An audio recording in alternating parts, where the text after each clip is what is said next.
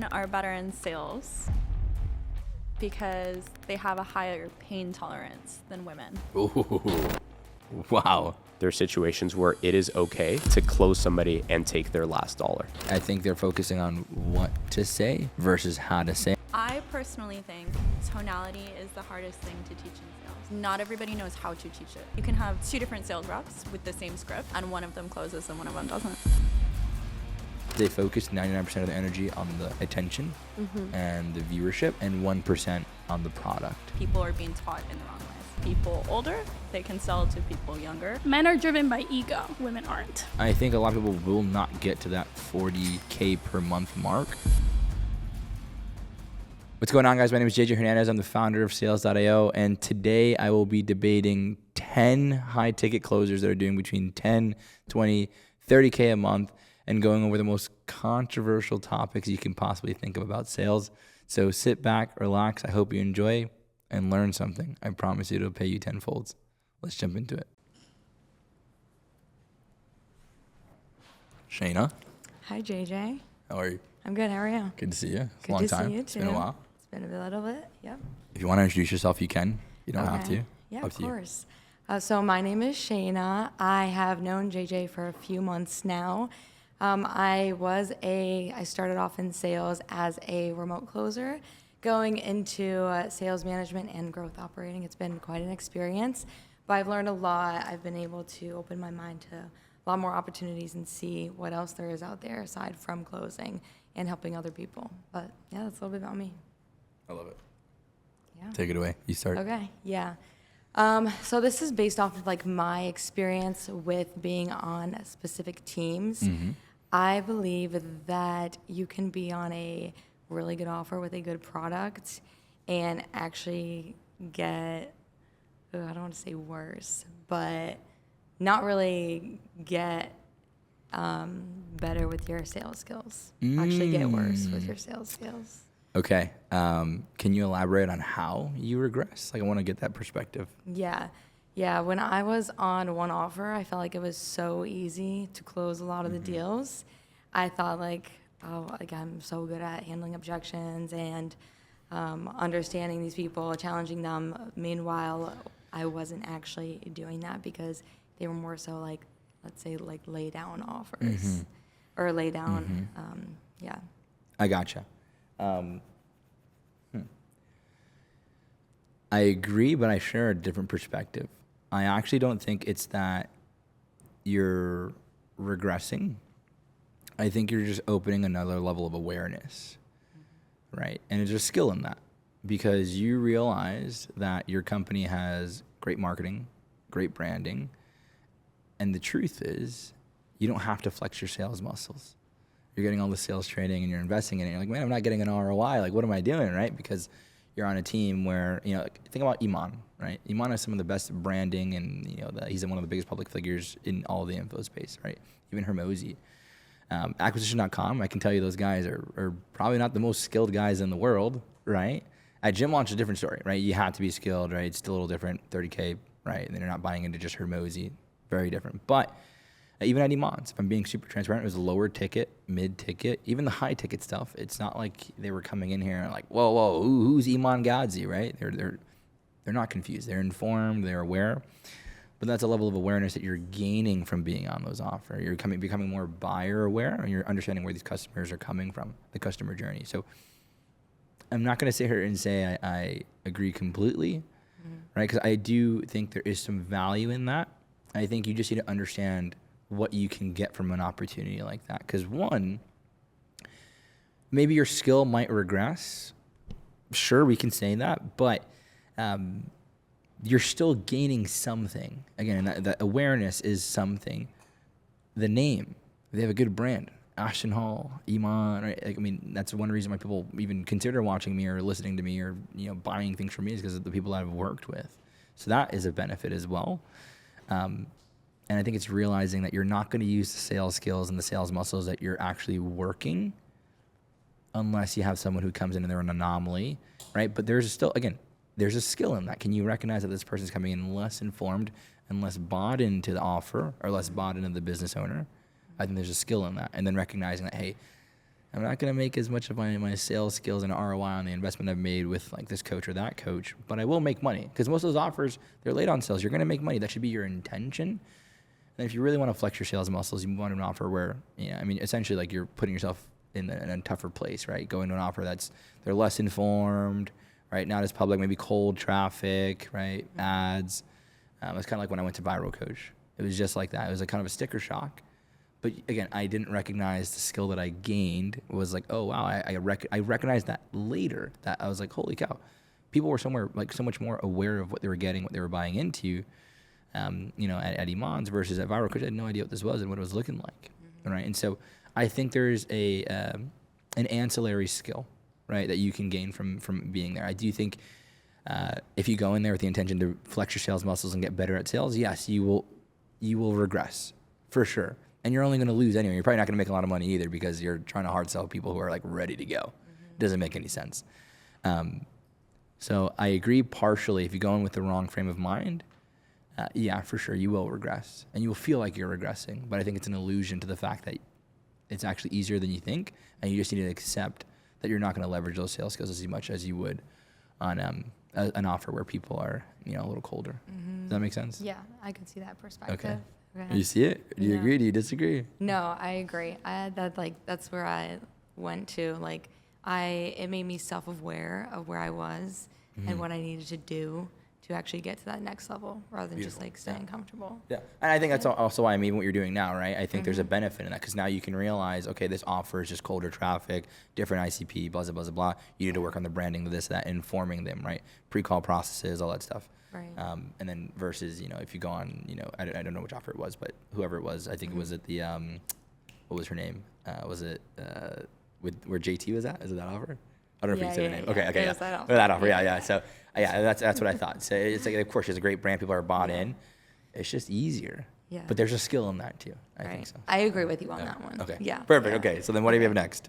So I think based off where I went with everything, you can't make $50,000 a month as a sales rep without trading time for money. Okay. Explain further.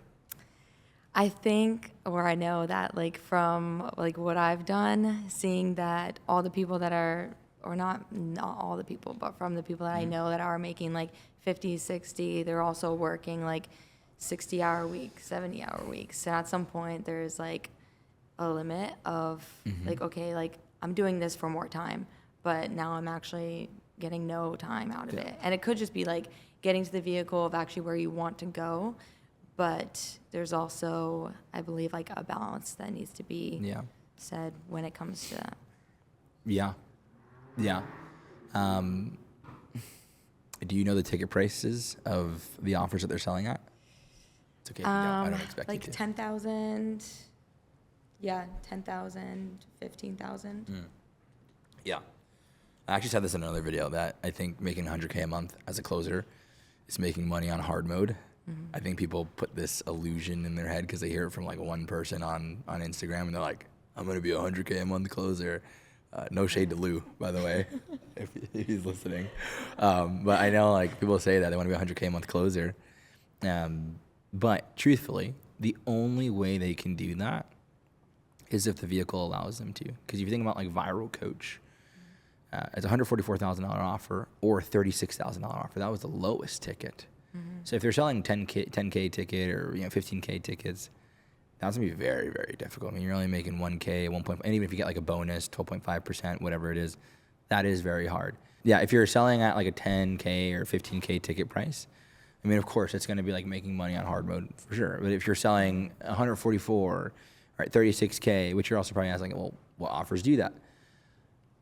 I actually believe that if you jump into the space, yes, to have location freedom, time freedom, and all that stuff, people sell the lifestyle that they have,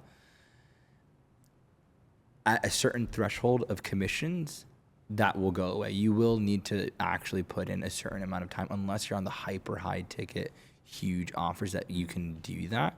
Or, I mean, even if you really think about we know info, but if you go to B2B and the high enterprise mid-market sales, I mean, I know people that are doing 100K a month in commissions on a bad month, right? And that's just a totally different space, totally different market.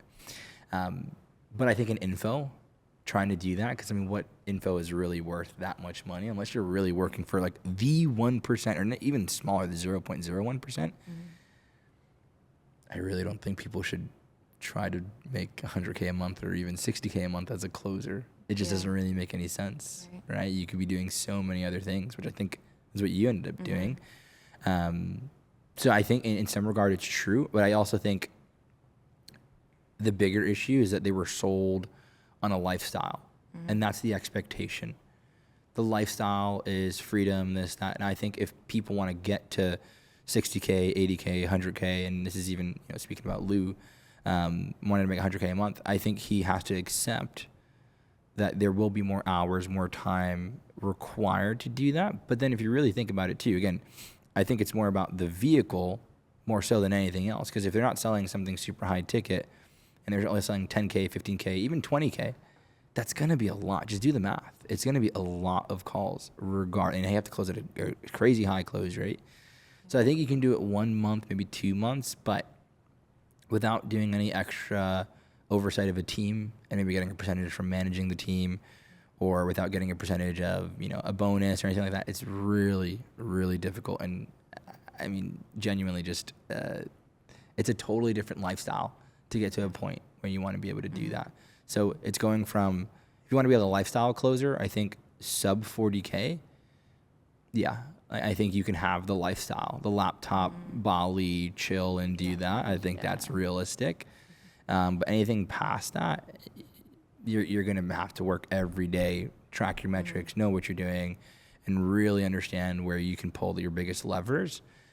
Because if not, I don't think it's realistic. I actually agree with you. I just think people are looking at it from the wrong lens, and they try to do that 50, 60K a month and have the lifestyle, and they realize they go to Bali and they're in their freaking little, shack all day, just taking calls, and it's a nice shack, but they're just taking calls the entire time.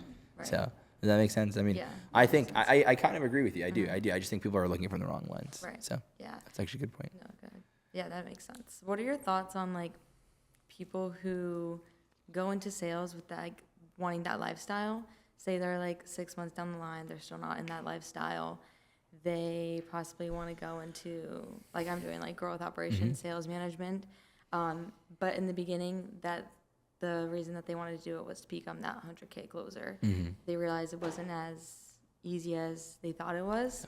What are your thoughts on the people that like give up or kind of just don't just push back on sales because they realize how hard it is?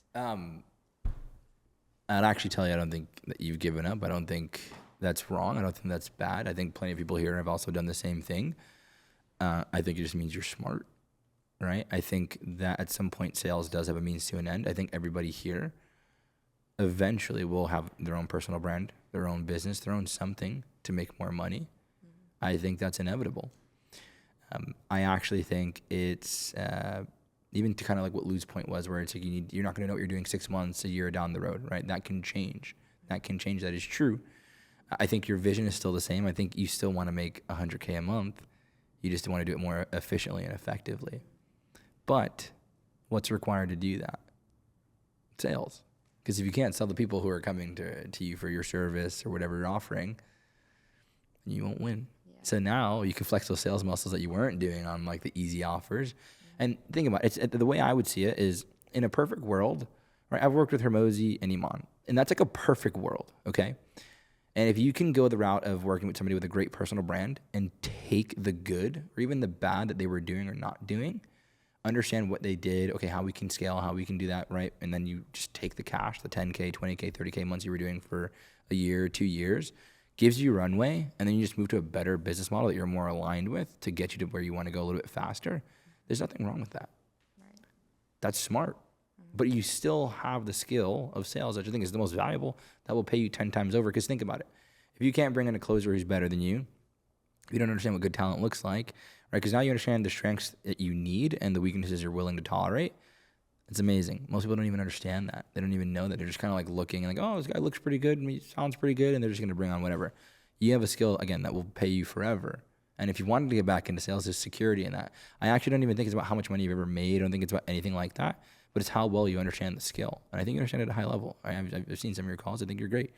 And so if that's the case, if you ever needed to go back to, running a sales call, taking B2B calls, whatever, if you wanted to transition back, make extra cash for whatever reason, I mean, obviously, I hope everything works out well and you go the different direction, it's fine. I'm not sitting here saying like everybody has to do high ticket sales. But if you didn't know how to sell, I guarantee that wouldn't give you the confidence that you could even do this anyway, right? Yeah. So I think there's so much more of a benefit of just learning the skill in general that pays you tenfold. And I think instead of think about the alternative. Think if you started the business first, you probably would have gotten to sales later, and then get the skills, get your mojo, and then go back into doing a business again. It's inevitable. Yeah. It's inevitable. So I think there is a means to an end. So I think that's a great thing that you did. I think it's smart. I think you've done what maybe like 1% of the space can actually do. You've accomplished it. You've seen it. You can always go back to it. But you have a skill, again, that you can use on any offer, any team, anything you want to build. So I think that's great. What's up, JJ? How we doing? What's up, bro? Good to see you, man. See you too. I'm surprised you made it, man. You guys making too much money. Introduce yourself, Aaron. Who are you? Yeah. So my name's Aaron Thomas. I'm based out of California. I know JJ's it's almost 2 years now, right? Yeah. Yeah. It's crazy. I actually got in contact with them from my offer actually shut down due to FTC reasons, and I needed a guaranteed role. So hit him up. And it's so funny too, because when I actually was on a call with you, I came in with the intention of buying and you didn't at all. You were like surprised when I was like, yo, like I want to get in the program. You're like, what?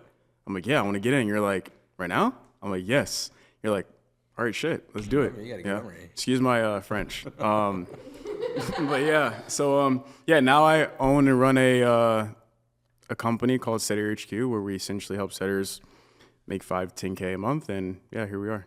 So I love it. Yeah. I love it. Well, take it away, man. It's your show. Yeah. So I'm a big believer in this, that setters are way more valuable than closers. Okay. And I'll elaborate. So yeah, I say this because setters do pretty much like 80-90% of the work when it comes from, okay, a lead comes inside the pipeline, right? They have to call them up within like 5 minutes. If not, the pickup rate goes lower. Then after that, they have to actually get them to show up to the call, right? Have a good, solid discovery. And then after that, if they don't show up, they get blamed for it, right? They get, can we cuss on this or? Yeah. Oh, yeah. Yes. So they get shitted on essentially, right? Yeah. And then if they do show up, cool, the setter or the closer, if they're a really good setter, the set is a laydown essentially. So the closer doesn't have to do that much stuff. And then the closer gets 10%. I think they should be getting paid more as well, but that's another point we could talk about. So, yeah. Yeah. Okay. So your first point is that setters are more valuable than closers. Yeah. If we put that in, okay, so because you think, let me just make this clear. Because you think they're more valuable, you think they should be paid more. That's the actual argument. Well, paid more, and then also like in anything you do, whether you're in the concert industry, restaurants, like any industry, if people don't show up to whatever it is that you're selling, you're not going to get paid. True. Okay. I see what you're saying. Okay. Yeah. Now, if I really digest what you're saying, it's because closers are like the top, like, oh man, closer, it's the closer guy. And it's like they're like the ones cleaning up the shit and getting all the shit and taking all the shit.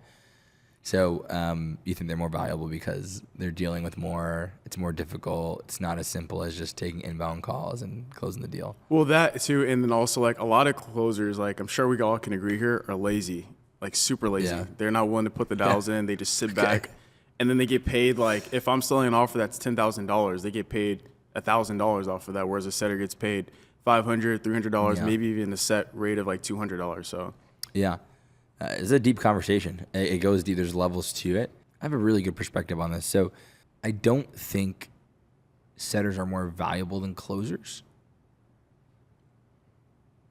I think people's perceptions of setters are very skewed and wrong.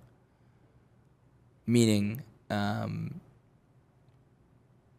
think the way that you see setters is a byproduct of you being a setter for as long as you have, and appreciating the role and actually becoming a really, really good setter as well. and then managing setters and seeing what it takes to do that and understanding what that looks like, and teaching and coaching setters in a certain way where they're probably just as good and just as strong as closers. But what people look at and see typically in the space is setters are easy to find. There's a low barrier of entry. I just give them this little fucking framework and they're going to just show up and perform the script and they're going to just do it. And anybody can cold call. You get a homeless guy on the street and they can cold call. That's what they believe. And I think that is the bigger discrepancy, more so than anything else. I don't think, I would actually disagree and say that I don't think a setter is more valuable. I think a great setting manager or someone who can teach us a setting process is 100 times more valuable because it's very rare. We just don't see it too often. And I don't think there's as many good setters in the space to be able to say that they're more valuable regardless, because some setters are lazy too. There's that perspective of like just setting the set, and how often do we see that? But that's also because they're bringing in these 16, 17, 18-year-old kids to do the setting, and they have, you know, a couple little training videos from YouTube, which hopefully your YouTube videos will change their lives a little bit more. I know you're pushing some stuff out there. And I actually, funny enough, like founder to founder, I think that's why you set up Setter HQ and why you grew so fast, is because there's a different perspective of how you see the whole entire space and how you want to teach and train them at a higher standard, a different perspective. So if I'm going to change the argument, I would say I think Aaron's setters are more valuable than the average setter. Yes. Do I think the average setter is going to come in and be more valuable than a closer with 1 to 2 years of experience, or a closer who understands how to close? Because there are some shitty closers. I will say that. I don't disagree with you on that. Because how many times have you seen like a great set and then the closer's like, no, that was a horrible lead, right? Yeah. All the time. I wouldn't say in general that a setter would be more valuable than a good closer at the end of the day. I think a good closer can be a decent setter and set to themselves, but I do agree that they are lazy. Most closers won't do that anyway. So it's a funny dichotomy. I hear your point. I just think not enough setters value their job because of how shit people look down on and how low they look down on setters. And I think that's the issue. That's also why I think setters rush to become closers, is because it's a very pick up shit kind of role. And that's the discrepancy. I think that what most people don't understand is like the foundation, right? Like to have the foundation to set someone, to understand what goes through someone's mind, to actually want to get them to actually show up to the call. Like if you have that as a closer, I think that's like you become that much better of a closer, whereas you don't have that. But okay, let's say that like a good setter is more valuable than a decent closer. Like if their show rate's like 80%, you know, they get people to change, they show up to the call excited. Well, let's just change the parallel, right? Yeah. Is a good setter just as worthy as a good closer? Because you said a good setter and a decent closer. So let's say, for example, because you know, right, you hire people. Yeah. It's way harder to find a good setter versus a good closer, right? And when you find a good setter, your life is just that much easier. Whereas like with a closer, like sure, okay, you can review their calls and stuff like that. With a setter, you have to get them to see if they're putting in their dials. You have to review their show rate, their set close rate. There's so much more variables, and it just makes your job that much easier. And if you're a manager watching this, you know what I'm talking about. Like I'd say like 80% of your focus is on the setting process. And the closing process is like the rest of the 20%. I see both sides, right? I definitely hear your point. I actually, funny enough, I think the best offers in the space appreciate a really good setter. And I'm seeing a lot more often now, especially on offers that are doing $500K, $1 million, $2 million a month. They're giving setters bases. They're giving them more opportunities. So I think a great setter is very valuable, for sure.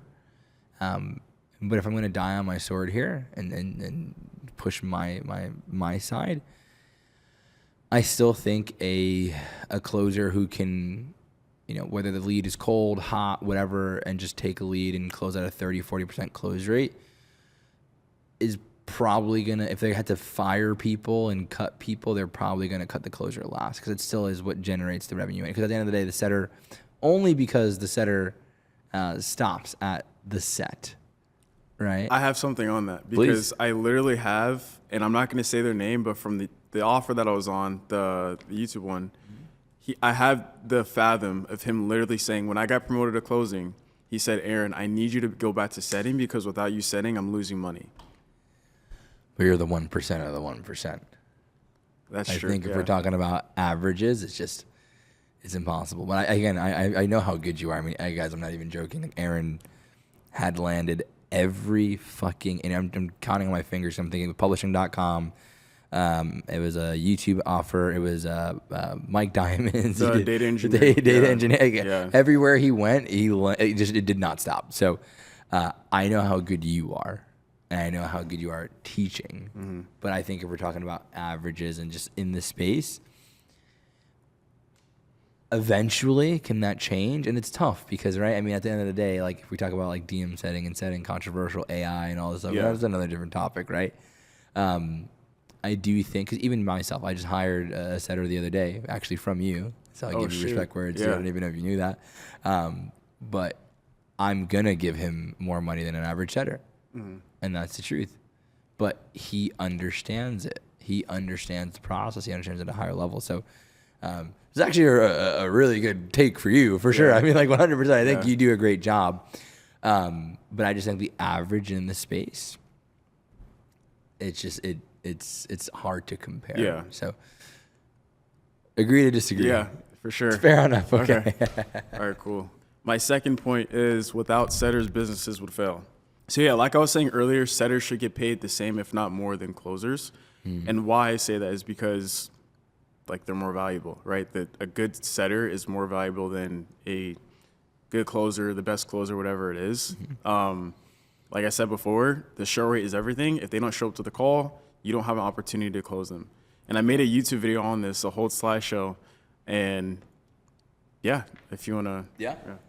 I have such a good point on this. Like this is actually might be a little controversial in general. I believe that just like price is subjective, I think commissions are subjective too. Ooh, why do you say that? I've been on offers where closers were making less than 3%. And I've been on offers where setters had 4K bases and 1%. I've seen both sides. I think what's more important is the journey that the rep goes on to get the opportunity, because it's going to either give them the willingness to accept lower commissions than what they typically would. Right? I mean, there was guys at Iman's when I would group interview and interview people. We would run group interviews, and we would interview people. They would be willing to pay to be on Iman's team, genuinely, like just to learn and grow, right? Viral coach commissions weren't all at 10% for closers. Trust me, not even close. And so, I think teams will value their reps at where, or I think teams could and should pay and value the reps at where they should. Or how would I want to verbalize this? Teams should pay people in direct correlation to the amount of value they believe they bring. I think that's important, but also, I mean, I'm just looking at it from like a founder standpoint. I think if you were to pay setters as much as you're paying closers as well, it doesn't make sense. It doesn't make sense on margin, right? But I've seen offers where setters were making more than closers as well, just based on like the incentive and bonus structure. Yeah. And that's fine too. But what justifies a $100,000 program? Just the value, right? Yeah. So on the other side, it's if I made you sit through 3-4 interviews to earn the role, and I said, hey, for your first 6 months, you're not going to make more than 5K. Is that okay with you? You're going to be like, for sure.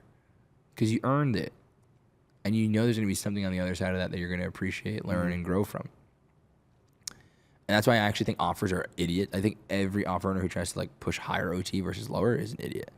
Like, just be honest. It's okay to be like, hey, like, have a better interview process, and then be like, hey, are you okay with making, and whatever, lower the OT, like $6K the first 3 months while you ramp up, and then get a yes, right? And obviously the closer can still leave and whatnot, but if there's a group interview, and then a one-on-one with the sales manager, and then a one-on-one with the top closer, and then a one-on-one with the founder, they're like, dude, holy cow, I need this opportunity. Yeah.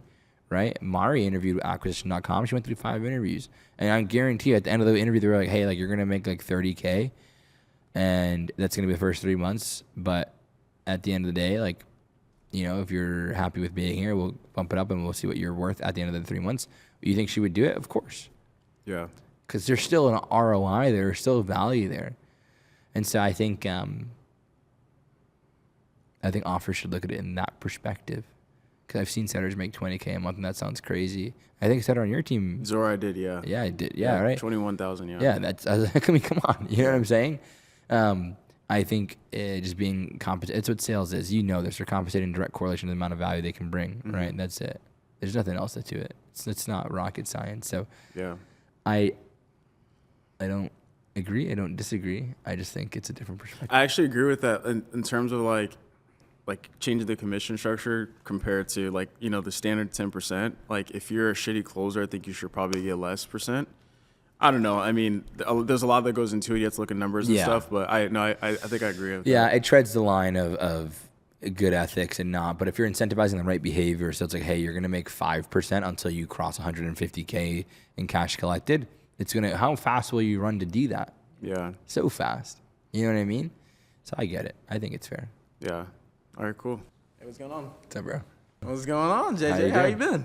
Amazing. How are you? I'm doing good. Drove all the way out here for you, so. Okay. Yeah. Well, give a little intro. Who are you? course. Mini Ashton Hall. Yeah, don't do that. All right. So my name is Ian Butts. I've been in car sales for about 2 years. Worked with Ashton Hall for a little bit, and JJ kind of, I don't know, he's changed my life in a lot of ways. So I'm appreciative to be here. Thank you. Thank you. Take it away, Ian. I think you got some interesting takes here from what you've told me. All right, so I've come here, right, to change the video a little bit. I personally think, right, that the car sales is a little bit, I think it's better than online sales. Okay. You think it's better than online do. sales? Why? How? Okay. So one, right, at the entry level, I think it's a little bit easier to get into. A little bit easier Okay. to maintain, a little bit easier to make a little bit of money in. Okay. Can you elaborate on that? Okay. So what we can say for that one is say I take this guy back here, right? Okay. Say I throw him into an online closer role, right? Okay. He might shit the bed. We can cuss on here, right? Yeah. It's fine. Okay. It's fine. He's going to shit the bed. He might not make money that first month. He might not even make money that first couple 6 months, whatever, right? But if I take him into car sales, you have sales closers, like you have floor closers that'll close the deal for you. You have sales managers that'll back you up, Okay. and you can make money your first day. Yeah. I personally think in that way it's a little bit easier than online sales. Yeah. Okay. I see your point. Okay. I think you're right in the regards that it is easier to break into, but I also think it's just it's a lower barrier of entry because you can't make as much as you could in high ticket sales. Now, would I say it's better? Absolutely not. You're 100% wrong. Because number one, how many hours do you have to work tomorrow? Oh Lord, tomorrow we're working a 9 to 9, so I get 12 beautiful hours tomorrow. Okay.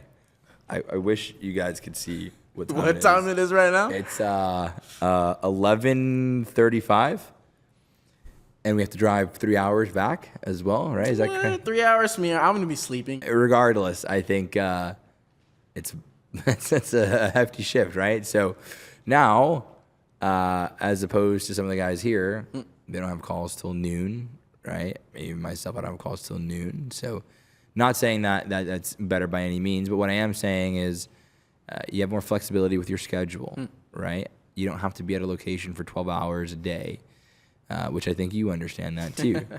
But I also think there is a capacity that you'll get to at certain dealerships as well, where you'll probably be able to make 8, 10, 12, 15 at your average dealership, and then you have to go to like the higher luxury, bigger places. But then also it's a little more inconsistent, right? And so you are at the level or the quality or to the detriment of how great or how bad your dealership is in what season. Because in December, I guarantee, like either people are either buying or they're not, right? It just depends on where you're at, your location. And if you have one location across the street that's just a little bit better, they'll go there too. I just think yes, there may be a little bit of a skill gap that you might need to break into high ticket for sure, to be a closer at least for sure. If you can do that and take the skills from car sales and break into the high ticket space, by all means, I think you can make double, triple, quadruple the money with a little more freedom and autonomy with your schedule, and you can also work from home as well and kind of pick your own hours a bit more. So is it better than high ticket? No. Is it easier to break into in the initial stages of life? Yes, but if it's easy to break into, is it worth staying long term? That's the question. Okay. Yeah, I kind of see your point on there. I just think, like, personally for beginners, like just getting into sales, trying to learn the craft, that would be just way easier on the car sales end. I mean, It's again, way more palatable. I think there's no right or wrong way to break into it, because at the end of the day, like if you wanted to take, this is what I will even say, I think if you go onto a bad high ticket offer, right, then yeah, potentially like it's more difficult because they kind of just throw you into the fire and you get no training. But if you're on a good offer, then yeah, for sure there'll be training, coaching, development. Of course, if you learn from someone on how to do it prior to, then I think that can also benefit as well. Because I mean, you're learning while in the fire at a car dealership, but there's a little bit more support and more structure. True. I think with better structure, better systems, better SOPs in place on certain teams, you could come in as a beginner as well and do just as well. You might not be a closer immediately, you might be a setter and work your way up. But I think the issue is maybe potentially, going on offers where maybe they have a big following and they don't have any systems in place. I mean, again, I think I know why he's laughing, but yeah, that might be an issue for sure. But I think if you find the right offer, right systems, right offer owner, right founder, right company, it can be just as good as car sales and just as easy as car sales for sure. So again, there's no right or wrong way to do it. Because I mean, plenty of guys come to us to jump out of car sales or tech sales, and they try to come into the high ticket space because selling more expensive things, right? More commissions, like instead of selling how much commission do you make on one car sale? It really depends, right? If you don't make any gross, it's $250 minimum, which it is all right, right? But if you're selling everything, you're selling all the products, we can make up to 25% on gross. So like what would be your highest commission on one car? It's really unlimited, to be honest with you. It just depends on how much you hold back, right? So say someone's trade is worth $13,000 and I give them $2,000 for it and then accept that, I can make $1,000, $2,000, $3,000 on that car alone. Yeah. Right. So it's an infinite number that you can actually make on a car deal, just depending on what the bank will accept. Got it. Yeah. And I think this is also something that kind of get a little controversial too. I think car sales is kind of what creates a bad rep for sales sometimes because like you just said, like you could make unlimited commissions, but it depends on how much you want to hold back, right? True. So it's like, I think eventually what deteriorates you from doing car sales long term is that when the long hours, right, you start getting out of shape, become fat, lazy salesman. Not saying you are by any means. Not you. But like they kind of get lazy, they get sloppy, long hours, unsustainable. They get tired. But also like the manipulation and the lacking of integrity, keeping the cards close to your chest, because that's what they teach. You know that. True. And so people try to come in and it makes your life difficult too. Like, oh, I know what you're doing here. You're trying to sell my. And it's like, dude, I can't get any lower than this. We all know that. So I think long term, yeah, easy to break into. Not a bad place to be for 1 to 2 years, but is it sustainable to be there for 5, 10, more? Debatable. And I think you would agree too. I hate to say that you changed my mind on that one, but you actually kind of make a really good point. So would you quit your job right now? would I quit it right now? That's a loaded question. You don't have to. You don't have That's a to. loaded question. I would say car sales is a lot more secure in the early stages than high ticket. A lot easier to stay with them. Okay. More secured how? So as far as financially, right? So you can go into any role on the high ticket space. Some of them might not even have bases. Sure. Right. But car sales, you're always going to have a base. You might always have like a drawback. They might always give you $4,000. You might have to pay it back, but they're going to give you something to build on, give you some security in the front. So I think it's a lot more secure than high ticket sales would be, at least in the beginning stages before you know anything. You feel like that allows you to feel like you have more control or maybe control is the wrong word, but it makes you feel like you're in a safer place because of that? I think it makes you feel a little bit better, to be honest with you. Like, say you go into a high ticket role, right? They promise you nothing. You don't know anything. You might have a little bit training, right? But it's not the greatest. And you're not able to fully immerse yourself into the role because you don't have that net, right? Car sales, you can go to a Porsche dealership. They'll give you all this training. You might not get it at first, but at least you have a little bit of a safety net at the back so you don't have to worry about the money part. Sure. You can immerse yourself fully into learning, getting better at the sales role, and getting better fully at helping people in the end. I hear your point. I think there is an illusion of safety and what you deem safe, but I would argue that it's probably a little more dangerous to think that, okay, now that I have a 2K, 3K base and I'm in this car sales space, that now if I worked here for 6 months and I, get to a point where I'm doing 7, 8K and you commit to that and do that and I'm going to make more and I can do more and I can be more, that the risk really is that you not jumping into high ticket. And yeah, maybe you make 1,000 your first month or 1,500.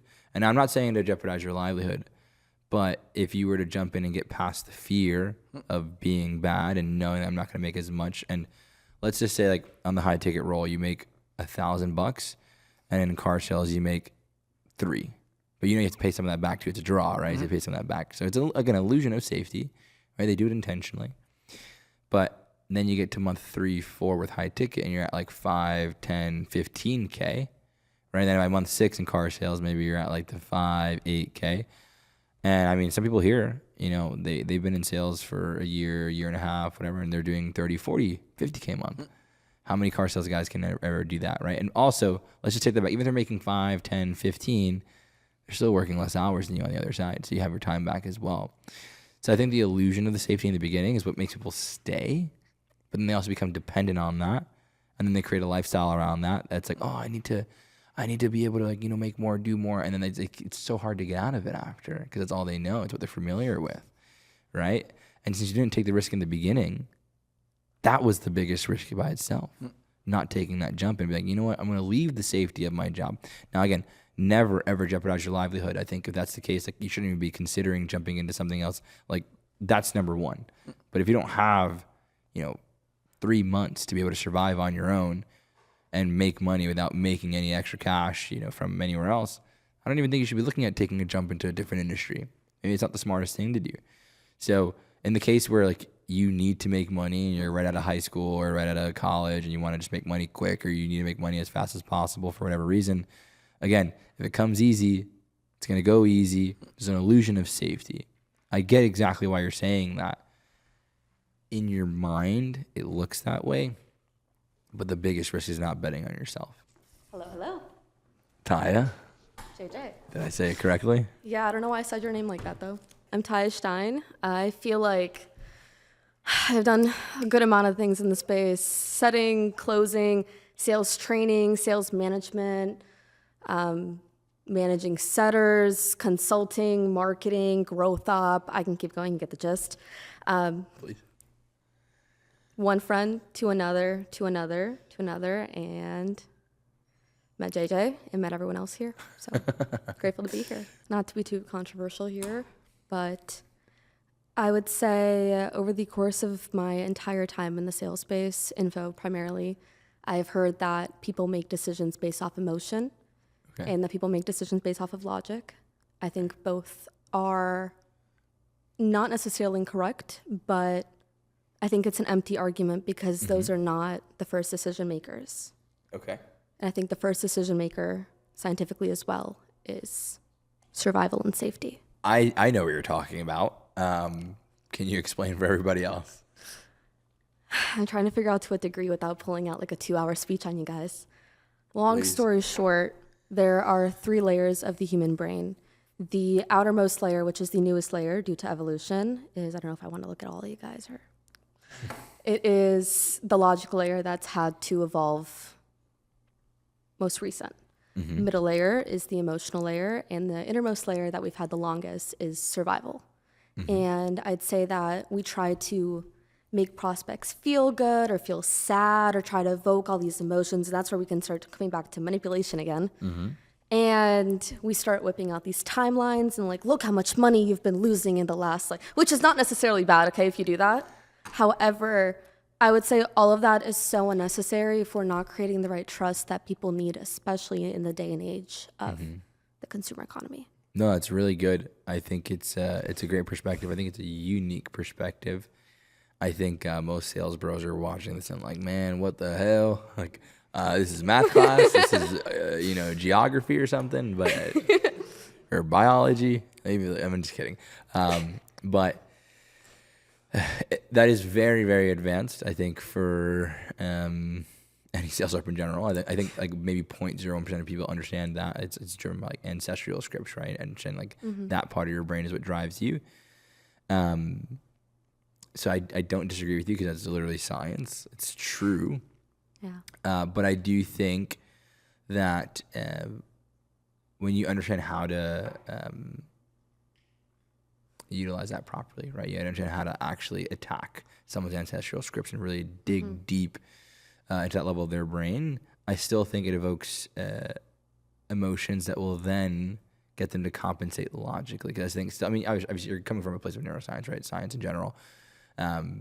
That's how every decision is going to be made, right? I think at the end of the day, it's like even your shirt that you decided to wear, even coming here, there was a little bit of like this feeling where you were like, you know what, like, oh, I guess it would be cool, and maybe the video could do okay, and they start compensating logically. I think that happens, right? But I literally think 100%, I think people understood that at the highest level, that's what's going to make somebody make a decision and commit to moving forward with their program. If they really understood that, I think everybody would have a different approach to sales and kind of see it the way that we see it. So I agree with you 100%.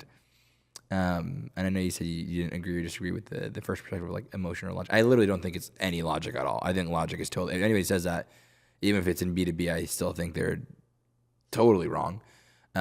There's still an emotion that goes along with that. And I'd even go deeper and say like, it's not even emotion, it's more identity. That still invokes 100%. The emotions as well. So, but yeah, it is based off survival instincts. Everything is all ancestral, 100%. So it's hard to dispute. I can. Agree to agree. Yeah, so I agree to agree. Yeah, sure. I think that the reason I bring that up is because I believe that some people come into the space and, again, not to come at anybody, but we make all of these different claims about this is true, no, this is true, and this is true, and this is true. But we're not studying people, and the more that we try to operationalize it without including people in the picture, we're excluding humans, and that's the business of what we do. Yeah. So agree to agree. Yeah, no, I actually love what you said too as well, because it's like this one thing made me this much money, and people will take it as grace, as it's the one thing they need to do and the only way they can do it. But it's so subjective, and it's just so like it worked on 1,000 calls that I've had, but like, I mean, how much more is there versus what's actually proven to work over and over and over again? But I think people just neglect that side. I don't think most closers, the whole reason why they don't get to that level is they don't care enough about their craft. They want to make the money. They want to just travel. They want to do their thing. I think you're in sales for the love, let's just say the love of the game, right? I didn't want to say that, but I'm just going to say it. But you're in it for like the love of the depth that you can gain, the conversations, Unless you had bad intentions and you just want to control everybody's mind. I don't know if that's what you want to Not do. Take over the particularly. world. Yeah, right? But I think that's what gives you the edge, right? I mean, think about how you've been able to just go from being closer, setter, sales manager, teaching sales. Like you're doing all these things because you understand at such a high level. And like it's almost like you're in this own realm of your own world. And so, of course, if everybody loved sales and looked at it from the perspective that you have, then yeah, I think it would be a totally different space. I think that's the whole intention of even having this conversation here. I think people should see that and be like, holy cow. Like as much as it sounds like so deep and ridiculous, they probably wouldn't even consider getting that deep because they're like, man, I just want to make $20K a month. But that's what's going to allow you to get to like 50, 100, 200. Because I'll never forget. I remember I asked the sales manager at Gym Launch. I was like, man, why do we ask questions on our sales calls? And he's like, you shouldn't even be concerned about that. And I was like, huh? He's like, you just do your job. Just ask the questions. I'm like, but like, why? Like, why do we do that? And I was so curious about that. And I just went off on this deep rabbit hole of just trying to figure out like why we do what we do on these calls. And I think if people can get to that point where they realize that there's more to sales than just the framework, the approach, and making 5 figures a month, I think they'll get to where you are, and then everything comes effortlessly. I mean, I think even this morning you had offers from some of the biggest companies and opportunities and conversations from the biggest companies. It's like, why? How does that happen, right? Yeah. And so it's like I think that's a place most people they just won't even go. So it's a good perspective shift. I think there's value in your perspective regardless, and I think a lot of people can take away from why you look at sales the way you do and how you look at it. So, and I think they should all get to that point as well if they really want to get to another level beyond just taking calls and reading a freaking paper. So I have a question. Please. Considering that I mean, we all pretty much ask questions for a living. Mm-hmm. Why are you in sales?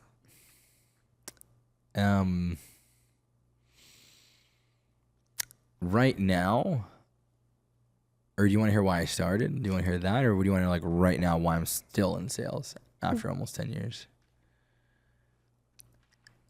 What do you love about it to the extent that year after year you wake up and you still do it every day? Okay. I think I've looked at sales from such a different perspective for so long that it almost isn't even selling anymore. There's times where I literally hop on my coaching calls and I'm like, am I even teaching sales anymore? Like, what am I really doing here? But I've seen the other side of the importance of creating the vessel of who you are. And I've recognized how it's made me a better friend. It's made me a better husband, a better soon-to-be father. And I know all those values will come into play here. But I look at it from such a different perspective that I think it is a good vehicle for the average person, but they will see so much depth behind it. Mm-hmm. And beyond all of that, I just genuinely believe that I feel like I was driven by impact from such a young age that I've made this the vehicle of what will allow me to change the world. And what that means to me is just having people look at sales the way that you do, from a place of integrity, a place of love, a place of care, and actually caring for what you're doing, caring about your craft. Because I think it's just so easy to get to the 10K, 20K. I'm not even saying that like in a salesy way or saying that in like an arrogant way. You can get to 10, 20K a month pretty damn easily in this space with little to no skill. You've seen it so many times. But I want people to be able to communicate better, not even just in their jobs, but just in real life. Because there's a gift that comes with that. I've seen, even before I've made any kind of money, I've always loved, I was so afraid of dying because I loved life so much. But like that was a gift from having charisma, being able to have these conversations, communicate. And I wasn't the best communicator in the world, but I led with love in everything that I did. And it's like now that you can get paid to make people see the other side of the things they've been avoiding, doing, and actually make impact on these lives and see that every single day. Mm-hmm. I mean, even the tangent that I'm going on now, this is just from a place of my heart. Like I'm not even realizing what I'm saying, but it's so true. So if anybody was to argue that sales is just like a fucking job and just an industry, I just want to change that entire perspective. And that's the mission. That's the whole vision and mission. That's, I think, literally the only reason why I was able to do 7 figures last year with this company at all was because people they were so pushed and inspired by the vision as well.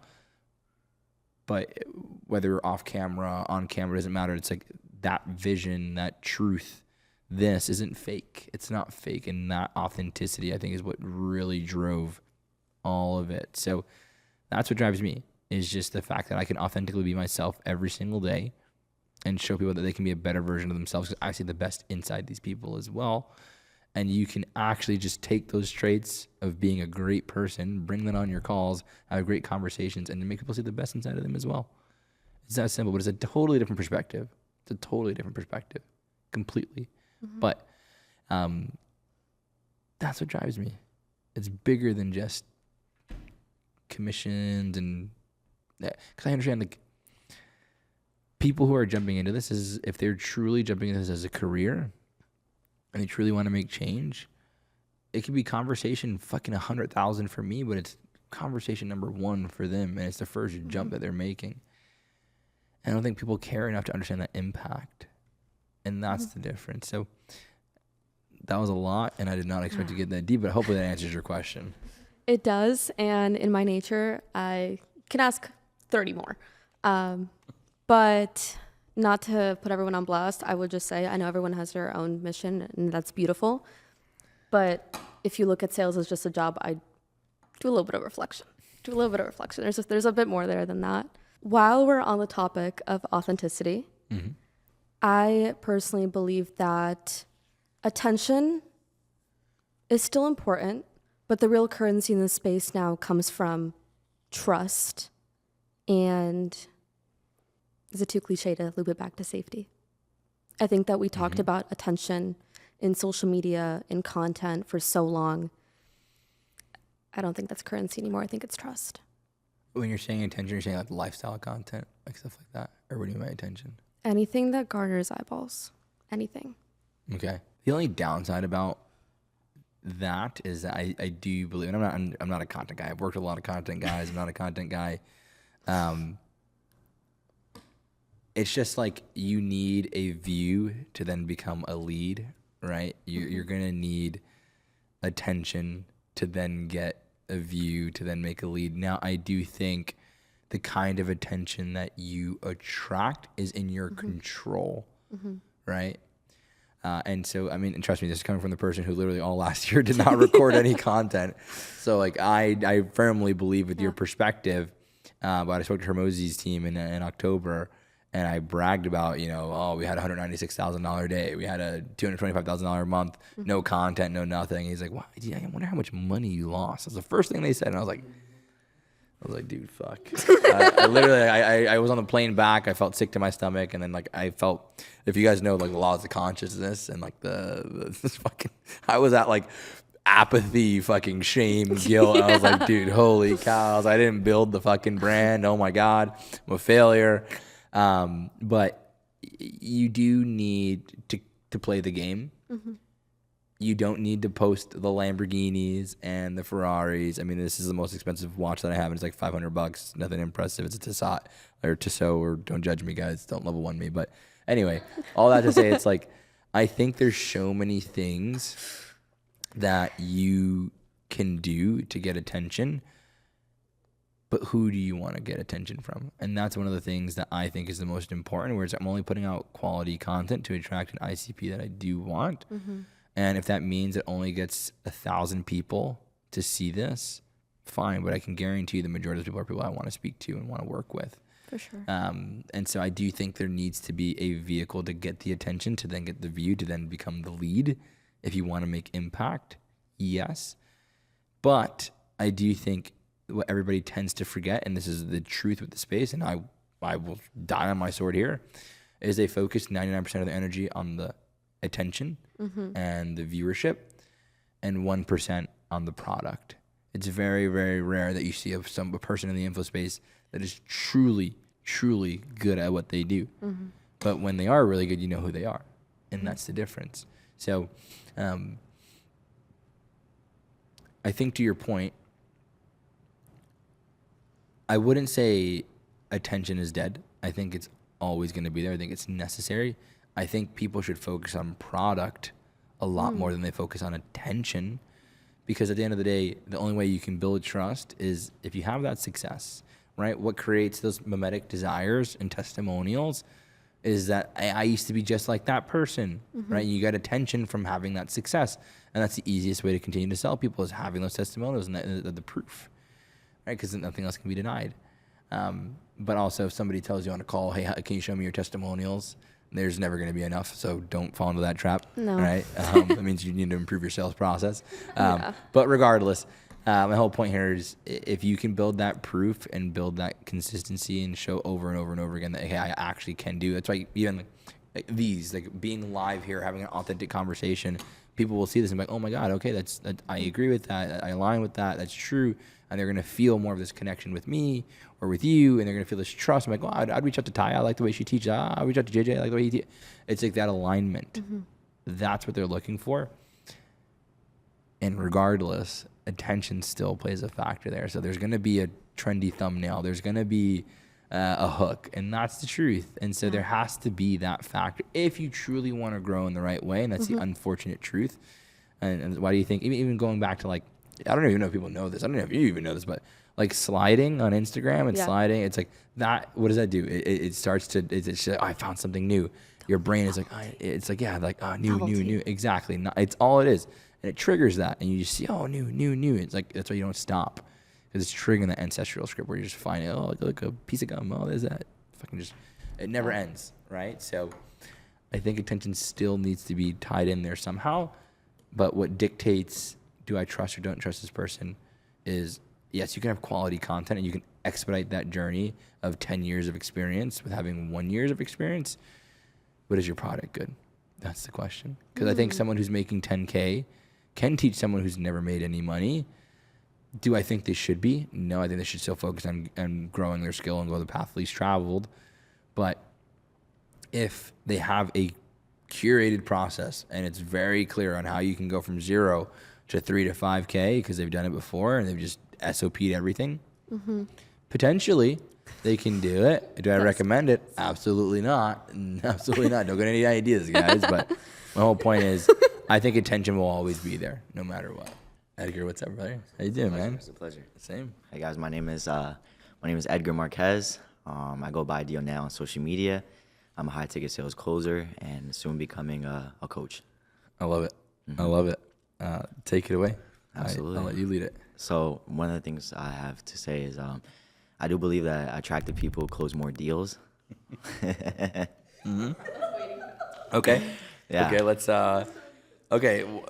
So explain. Yeah. Let me hear. No, absolutely. It may sound a little crazy, but I do think there's a science behind it. It's just that I feel like when someone is a little bit more attractive or well put up, you don't have to be like a 10 out of 10, but I think someone who does take care of their appearance, it reflects their character and it has more confidence, right? Compared to somebody who may not be in the best shape in the world or maybe not take care of their facial appearance. Because I do believe first impressions is everything, especially as closers. People are coming to you because they have problems. And you as someone, you're supposed to be someone that solves their problems, right? Solutionist, right? So if you don't have a good impression, because first impressions are everything, right? Once you see somebody, you're like, oh, you know what? Like, I feel like I could trust this person, right? Being genuine, taking care of your appearance. The small things really do matter. I mean, and let's just be honest, and it may be a little controversial, crazy, but I've never seen a fat closer. I'm going to just keep it real, man. I'm going to just keep it honest with you. All right? And I do believe that takes place in a deal, you know? Okay. No, I love it. I love it. A little controversial, but it's great. So are you saying that the more attractive you are, the more you can close, or what are you saying exactly? Just so I understand. So obviously, if you're not good at the skill set, right? Obviously, that's going to reflect. But I do believe if you do have everything in place, compared to somebody who has the same skill set, right, is not well put together, compared to somebody who is with the exact same skill set, the person that's more attractive will close more deals. Okay. I think if you're talking about the parallel of being in the exact same skill set, I think there is a benefit of having looks because, I mean, psychologically, people trust people who are good looking. Right. That is very true. That is very, very true. Right. That's why the whole idea of like even Shelby and like the she sells, like pretty girls, all that stuff. That's a Yeah, normal thing, absolutely. right? And I'm sure you've even seen like all the jokes on social media where they're talking about hiring, the Russian girl, whatever, all that stuff. Yeah, I've seen And it. so it's kind of a joke. I think there's some truth in it. Yes, like it shows the standard you live your life at, right? If you are in great shape, you look good, people are gonna start to look at them and go, okay, cool. Like because if you go to the most fundamental level, what people are looking for is who's the most followable person. And if that's you, that means they should follow you into spending the money with you, right? Because of how you are, what you look like, how you make them feel. All of things play a factor. Now, what I will also say is I actually think if somebody is skilled enough that the looks and the shape and all that stuff can be secondary. I think if they are skilled enough, right? If they understand how to genuinely communicate and influence someone's decisions in the most proper way. There's some great influence coaches that I know who aren't the best looking and probably aren't in the best shape either, right? Yeah. So I think there's a level to it. I think there's definitely a benefit of having great looks. And I think at the end of the day, like, yeah, first impression, it could be great. But at the end of the day, if you're still an idiot and you're not understand how to run a process or not making somebody trust or making they feel any vulnerability with you, then yeah, they're going to be like, I mean, they're pretty, but they're dumb. Right. It just doesn't feel good anyway. So I think there's a benefit. I don't think it's going to be, I would say out of like 100% of effectiveness and most important thing, it's probably about 5. Yeah. 5 to 10. I don't think it's as important as like everything else. But I think there's some benefit with it, for sure. I see that absolutely. point. I see it. And I do agree with that. I mean, at the end of the day, you gotta ask yourself too, like, would you follow somebody who may look like Shrek? You know what I mean? Like, you know what I mean? And that's like, and just putting it out there. Yeah. But obviously, I do believe, skill set, right? Imagine if you had the skill set and you were, attractive. You don't have to be a 10 out of 10, but just well put together and have a good first impression. I think that definitely builds charisma and trust. I think it opens the door for vulnerability and trust in the beginning. Yes, because like, oh wow, okay, how's it going? Yeah. But again, because also, I mean, looks are subjective as well. People can come in and be like, oh, like, well, it's attractive to you, not attractive to me, right? So I just think it's minuscule. I think there is a factor where it does play a role, and I think in a generic sense that you should take care of yourself.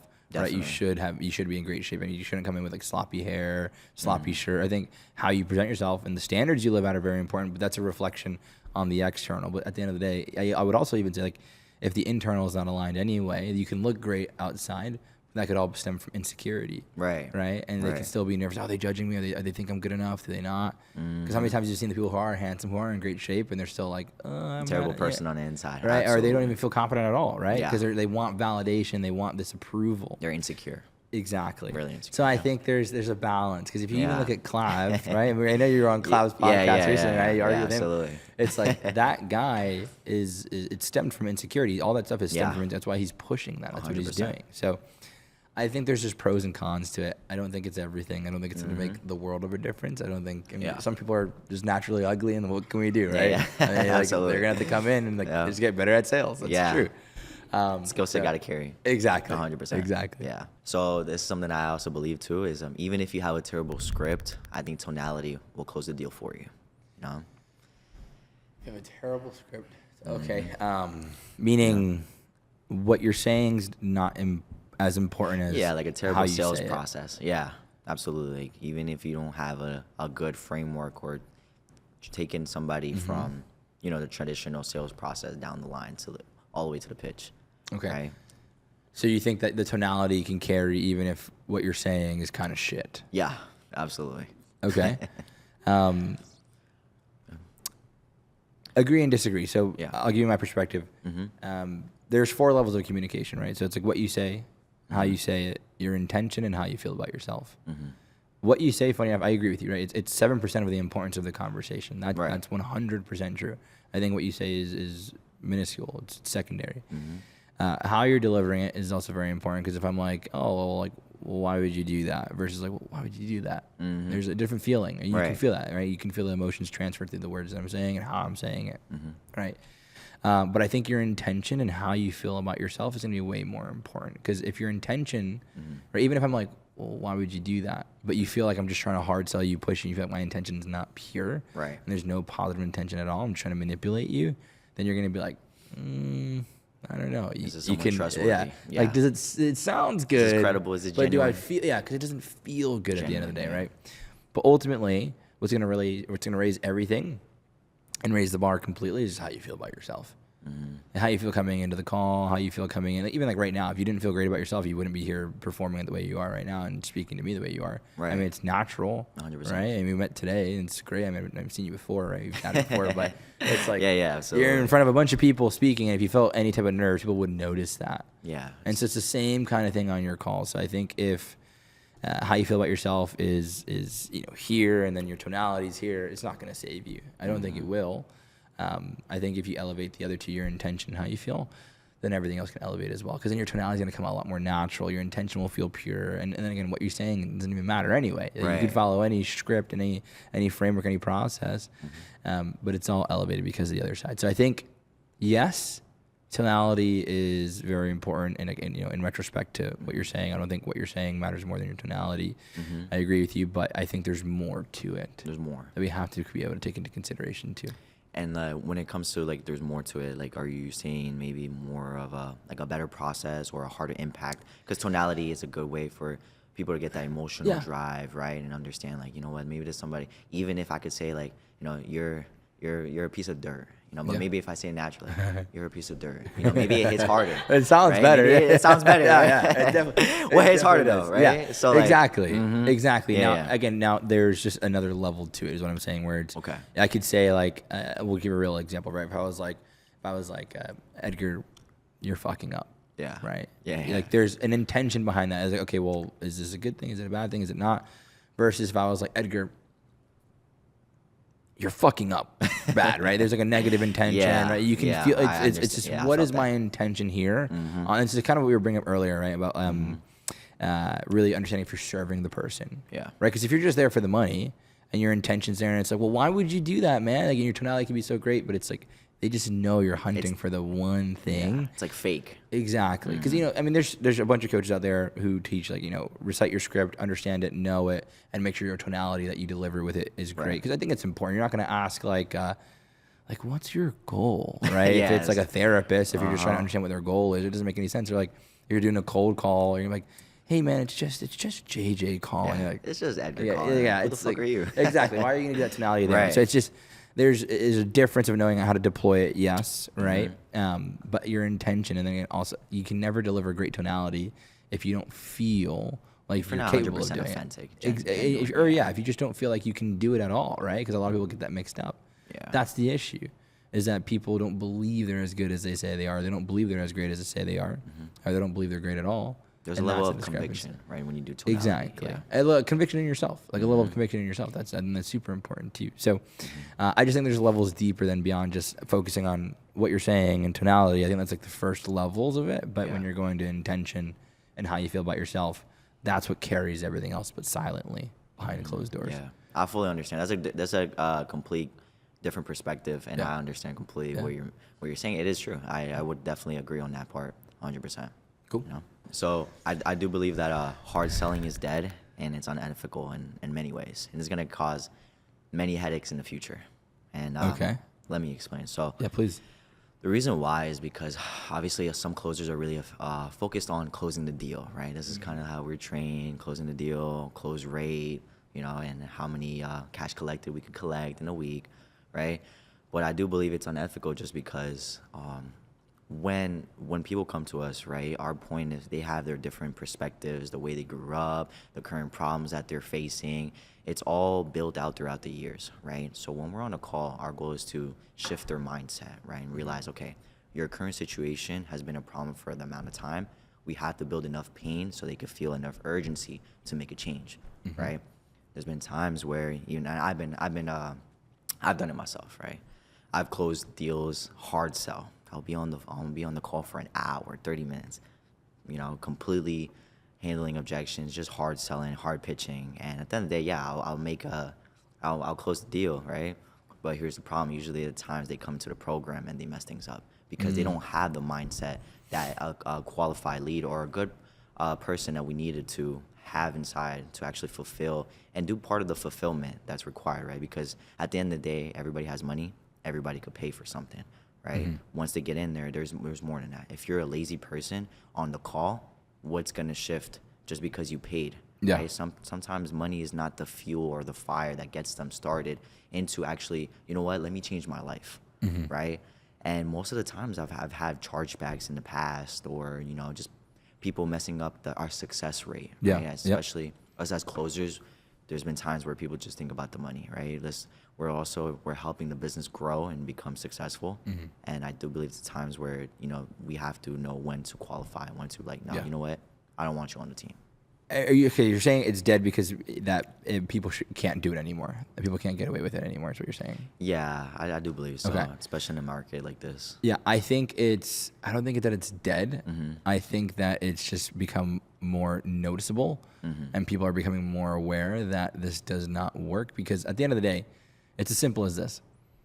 If I was to hard sell for somebody into the program, and they will refund no matter what, right? And they will refund regardless of the circumstance.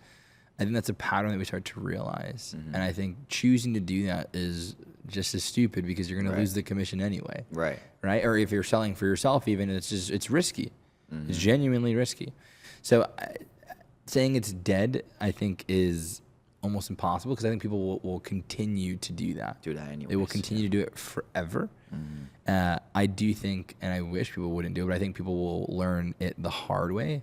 And that's how I think, actually, funny enough, I think it's how people learn to get rid of commission breath. I think some people learn to become more detached from the outcome, because they realize that even if I hard sell this person anyway, I'm not going to make much of an ROI. I'm not going to make a commission. I'm not going to hold on to my commission anyway, because they're going to refund. They're going to charge back regardless. It's going to bounce back anyway. So I think I'd love to say that it's dead, but some people are so ignorant to the fact that that's even a thing or that even happens. And then until they experience, like, you've experienced it now, you're like, well, no, I'm not going to do it. The only reason you're saying it's dead is because now it's not working, right?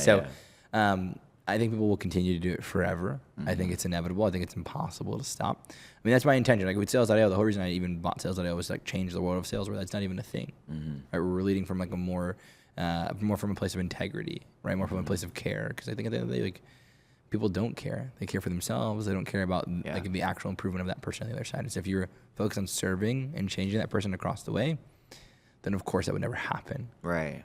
Yeah. So it's bringing back to like Lou's point, where he's like, oh, you know, like, I think it's great to take someone's last dollar, but pushing someone over the edge no matter what, it's like, it's never going to benefit anyway. It's like letting someone take control of the call.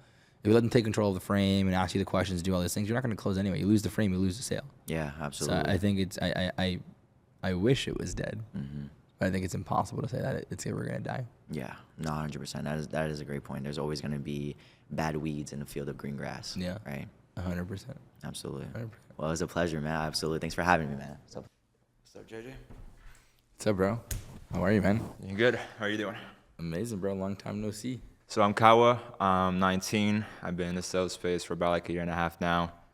This man pretty much introduced me to it. Got me decent at it. And just to LARP real quick, I mean, I've done a little over 30K a month just because of this guy. I now own a info product agency, which I'm doing, decently with. And I first got into this program because he forced me to sell my car. No, I'm playing. I willingly. I guess like my car was one thing I had to my name. I ended up deciding to sell it to go buy his program and then go all in with sales, which had a good return. Decent. Yeah. Thank you for that. I guess I really did not force him to sell his car. By the way, I told him he was crazy for that. Tell me, what do you got for me, man? My fault. Okay, so I think sales is honestly probably like the hardest business model to get into. 99% of people who get into it or think about getting into it shouldn't get into it because it is extremely hard. And to truly make it, in my opinion, you need to be extreme and obsessive to become really good at it and get good results, like how I did. Okay. It's kind of 2 in 1, right? So you're saying, well, let's start with the first one, right? So are you saying that 99% of people who are considering getting into sales should not get into sales? Is that what you're saying? Yeah, because I think it's extremely hard. You need to be a dog to be able to make it. And, Okay. I say that from my experience of hiring a lot of sales reps now, because I do own an agency, growth operator, same shit. And man, these dooms that I'm getting, man, I'm extremely disappointed. They got biz opt very bad. Okay. And man, tough times, man, tough times. Shit. I don't know, man. Oh shit, my fault. I don't know if that's more of a hiring issue or if that's a salesperson issue. But I mean, I'm messing with that. That's a different conversation. Okay. So based on the hires that you've been seeing and potentially bringing on in general, that skewed your position. Do you think that's what you would believe a year ago? Not when I first got started, because I didn't know like much about it, but.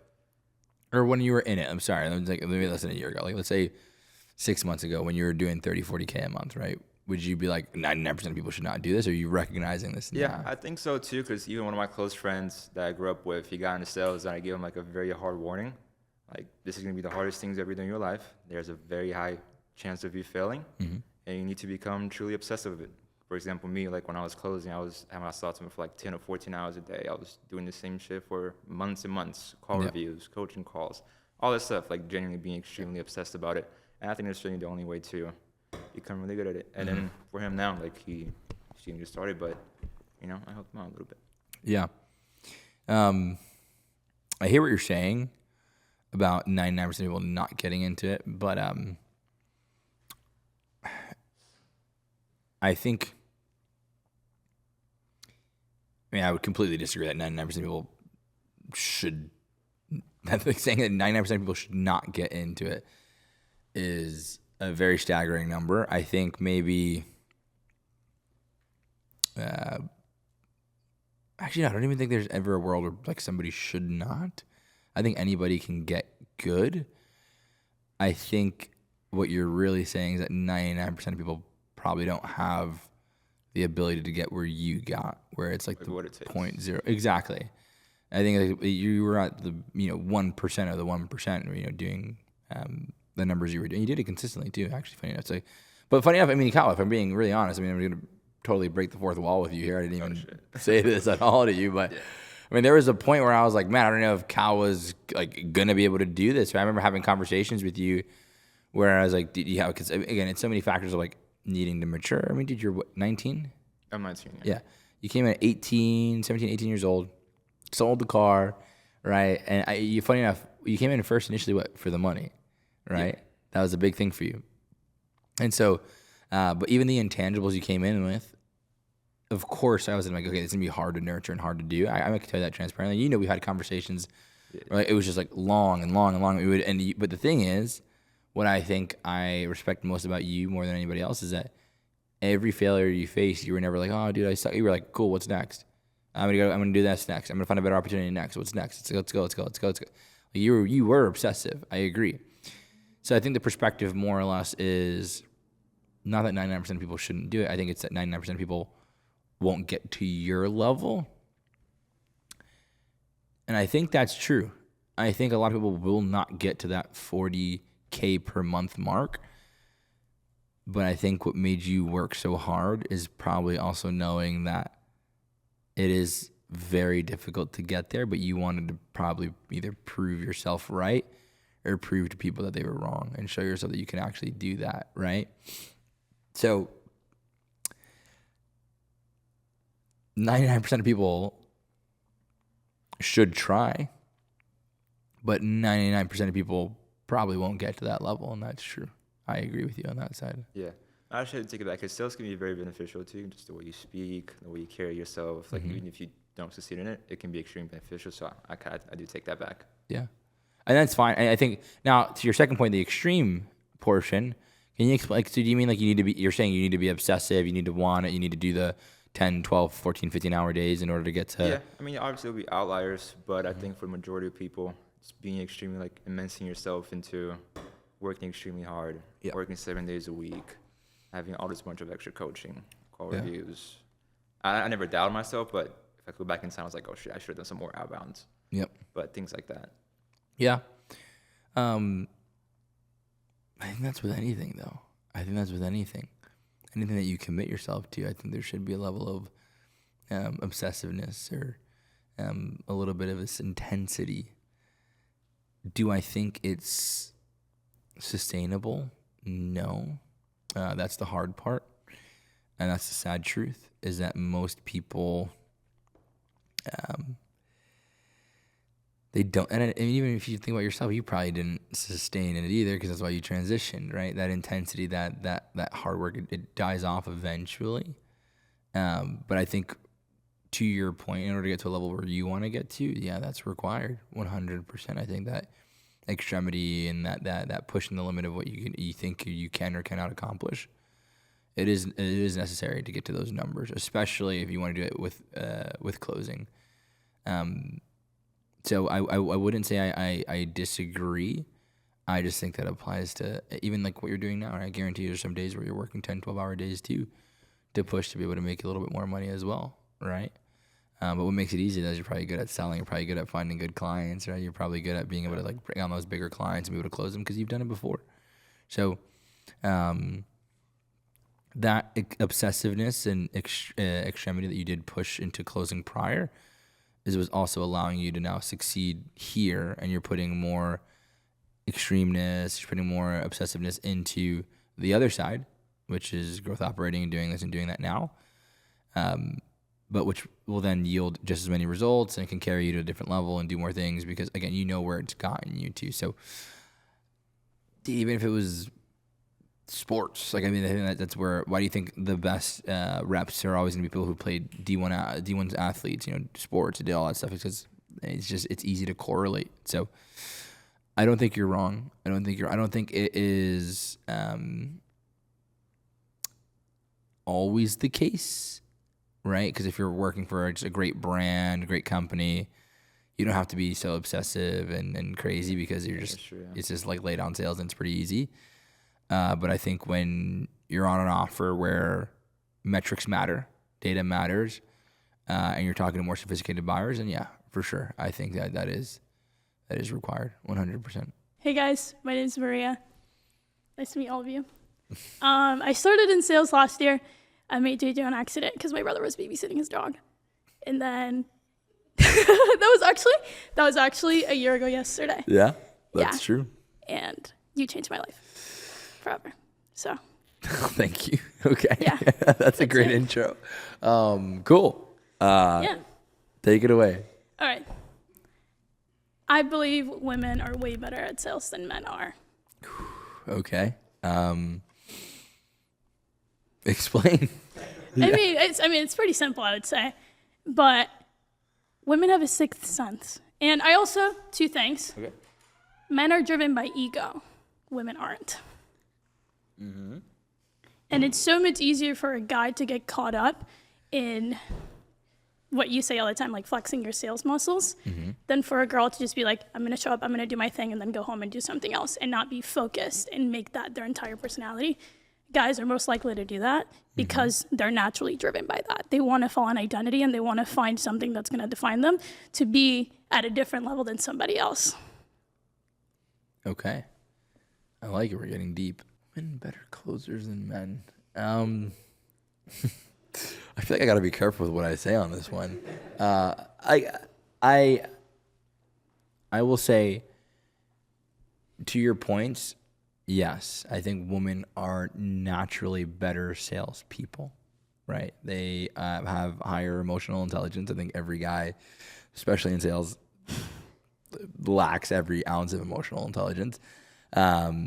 Empathy, right? I mean, you could say whatever you want. I think it's almost second nature to them in a weird way. But I also do believe that a lot of women are being taught sales in the wrong way. Agreed. And I think that's a big factor of why they're being limited in this case, because it is a very male-dominated space, and that's just the honest truth. So the way I see it, I think if women weren't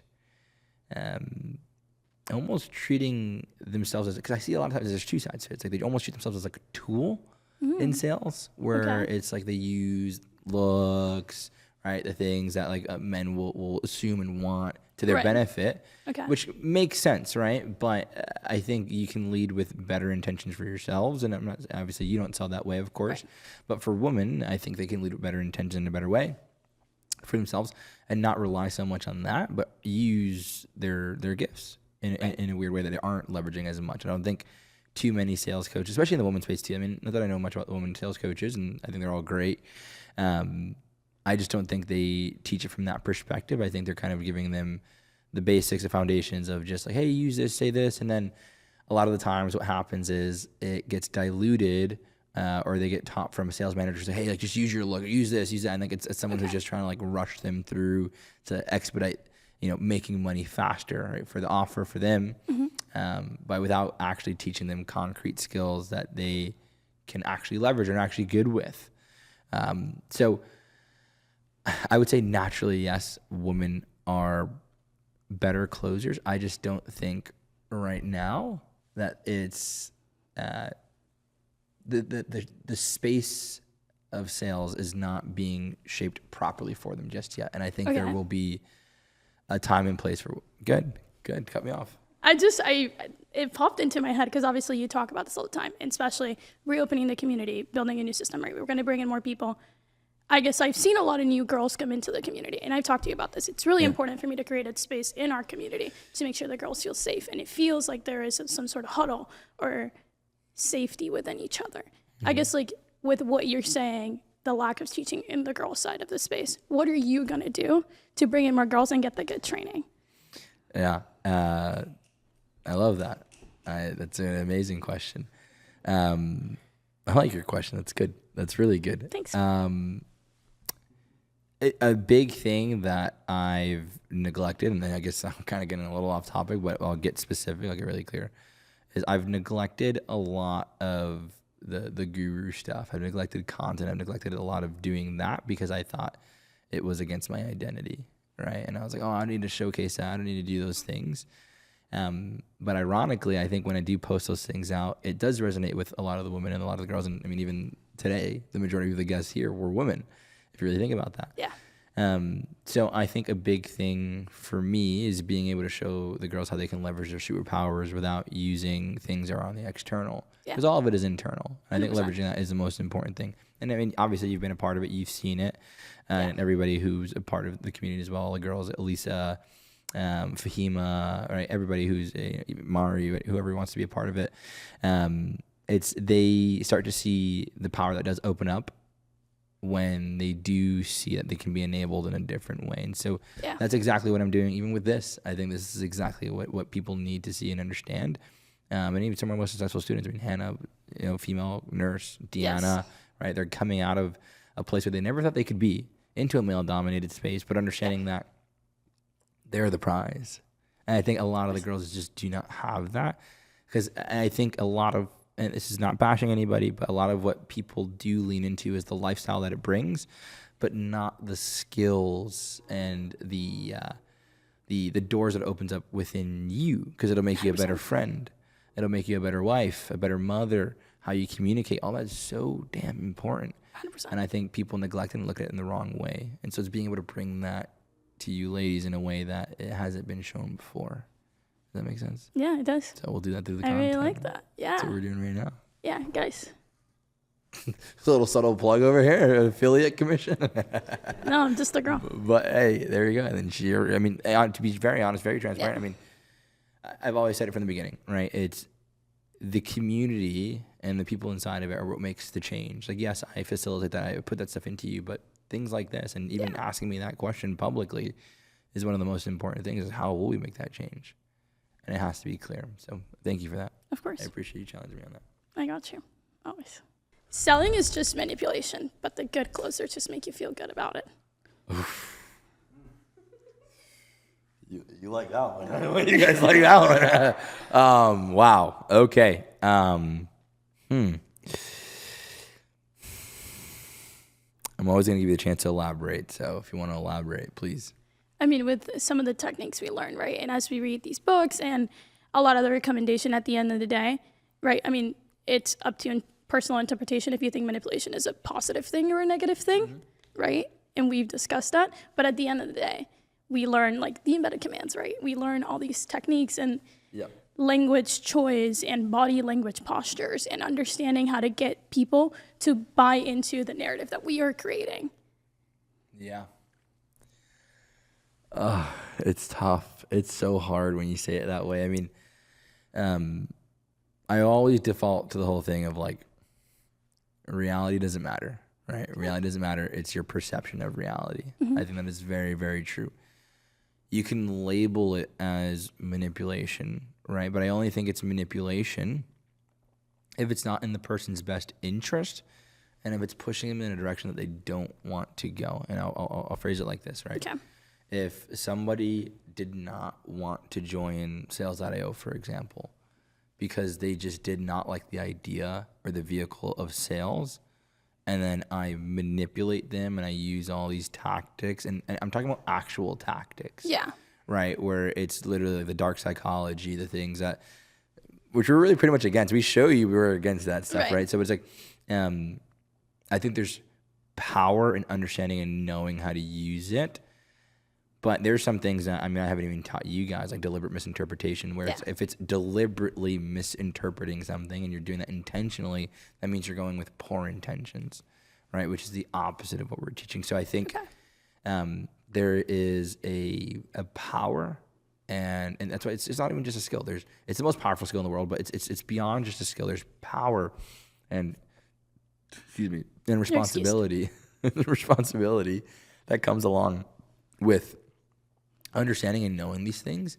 But this is why I always say, like, one of the highest levels of communications is your intention. 100%. So I think two things need to be in place for it to not be that. One is, do they actually want to do this thing? And it's not about, again, manipulation is one thing, like, no, I do not want to do this. And then it's like, well, you just said you wanted to do this, and then you're trying to fight back, and we're on opposite sides of the table, trying to force them to see our perspective. Versus if we're going through the questions and we're asking questions that actually resonate with them, that actually make them see the other side, and they make the conscious decision themselves, then that's a different story. And it can change, and it's the thing at the end of the day, if they truly don't want to do it and you pull away, right? Because if they did, they will pull into you, right? And if they didn't, they will pull back as well. And that's okay. Sometimes it means separation. But it's as simple as being like, why the fuck are we on this call? And you know that. Yeah. And that's where things can end. So I think the whole thing is yes, you have to have good intentions for this person. It has to be serving them in the right direction.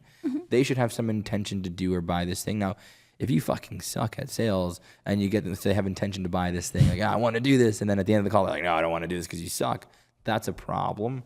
And I think I don't even think manipulation can get somebody to their side unless they have endless amounts of time, genuinely. That's the only time, like, where I think to really manipulate someone to do something they don't want to do, that does take days, right? Sometimes a week or so. Experience. I just don't think manipulation is as powerful in the short term, especially in sales calls, as people think they are. Yeah. So when we talk about objection handling, all these tactics, I think tactics can tread the line of like bad, right? Or manipulation, if you want to say, or even like the dark psychology. Only, again, if it's not in their best interest and it's not what they actually want to do. Because if you're pushing somebody to lean into an identity, lean into something they actually want and actually want to accomplish, actually want to change, then perfectly fine. But I'm never going to force somebody to get into sales.io or get into sales if they have no intention of doing that. And then I'm forcing their hand on the other side, right? Because even if we go back to what Lou was saying about taking someone's last dollar, right? Of course, if they're going to be homeless tomorrow, I actually don't even think that pressure makes any sense. Right. But if they actually have intentions of, having a remote work, or having a job where they can work remotely, or if they can, communicate with people and get paid to talk for a living. Sure, there's a benefit there, but it has to be planted already, right? And I think manipulation only happens if we're forcing them and guilt tripping them and doing really, really low level tactical, like just tactics in general. 100%, I would say that is. I think good closures can make it seem less like manipulation. Okay. But realistically, it's not the majority of sales. Okay. A question that pops in my head then is, what is the advice that you would give to someone that is relying purely on dark arts and borderline like gaslighting someone into actually, hitting their quota or like getting their commission goals. And they need to fix their intentions. It's all internal. If they think that's okay and they're just accepting that, they need to fix their intentions. They need to fix their internal state on why they're doing what they're doing. And I think, funny enough, I think even the higher level of sales, like enterprise, high level B2B, they care less about the person because it feels like a logical decision. And I think that's where that stuff does happen a lot more than what you think. And I think it's almost not even as like deep as like dark arts or dark tactics, but it's like knowing that they're selling them a shit product and manipulating them into doing that. I think that's like what manipulation truly is, more commonly than it is. I just don't think closers are that good at using the dark arts at a high level either, because a lot of stuff that we teach and if we get really, really deep in the advanced stuff, it does take time to master at the end of the day. So I think to be able to like pull people's strings and know how to do that, you can try one trick and it might work here or there, but not predictably, right? I just think that's something that could work at the highest level. So, but ultimately people like that just have poor intentions and bad integrity, no integrity, if anything. So, welcome. How are you, bro? Doing well. How are you? Good. If you want to give an intro, you can. I'll let you. Super simple. My name is Lou. Started working with JJ. Actually met JJ through Iman Gadzhi. I paid him some of my last dollars. I begged my mom to help me pay for Iman Gadzhi's course when I was 17. From there, I met JJ, worked with him closely. The rest is history. Yeah. Amazing. Take it away. It's your show, Lou. Yeah. So I guess for the first point, I know this is a huge way that you started off with teaching. It is the point of this term, like scriptless selling. Yeah. And I'd agree. And I'd even say that scriptless selling does not even exist. When you say it doesn't exist, what do you mean? Like it doesn't work at all? Or like it doesn't exist like how? I literally don't think it exists. Like going and actually having a sales call, anybody who's in sales, whether you're looking at a paper or not, you have like internal scripts, internal things and cues that you're actually looking for and ways that you're responding as you have more conversations. So just because there's not a piece of paper in front of you, I still feel like there's elements that you have a script internally for sure. Like you're following a mental script of someone 100%. You've seen, someone you've watched. Yeah, 100%. The reason why I say it is because I feel like so many people have like this term of like, okay, full scriptless selling. I agree, like not having a piece of paper, but I think internally you're always following that framework. You're following some sort of structure, whether it's something that you think you are or you're not. Yeah. Like you're not magically following an intuition and you're just going to find your way 100%. by feeling. Yeah, I agree with you. So funny enough, were you on our webinar last Friday? 2 Fridays ago? I didn't pay enough attention to it for sure. Not a big deal. That's a joke, not a joke. It's fine. I know you were there. It's kind of like, it's funny. You're right. I did start off with the belief of like taking the approach whether you don't need anything and it was just so simple. But as you do get deeper, you start to realize, it's something that you've realized now, I think it's just as your skills progress, you've been in sales now 2-3 years, you start to realize that there is something you're following. Right. And your intuition is created off of what you've consumed, what you've seen. You still have your foundations, whether you're reading gap selling, spin selling, something, you're following something in your mind. Right. And that intuition is guided of what you're familiar with and what you've seen. And you understand this, you know it. So actually, funny enough, I actually agree with you. So I don't think you're wrong. So I'm not going to fight you.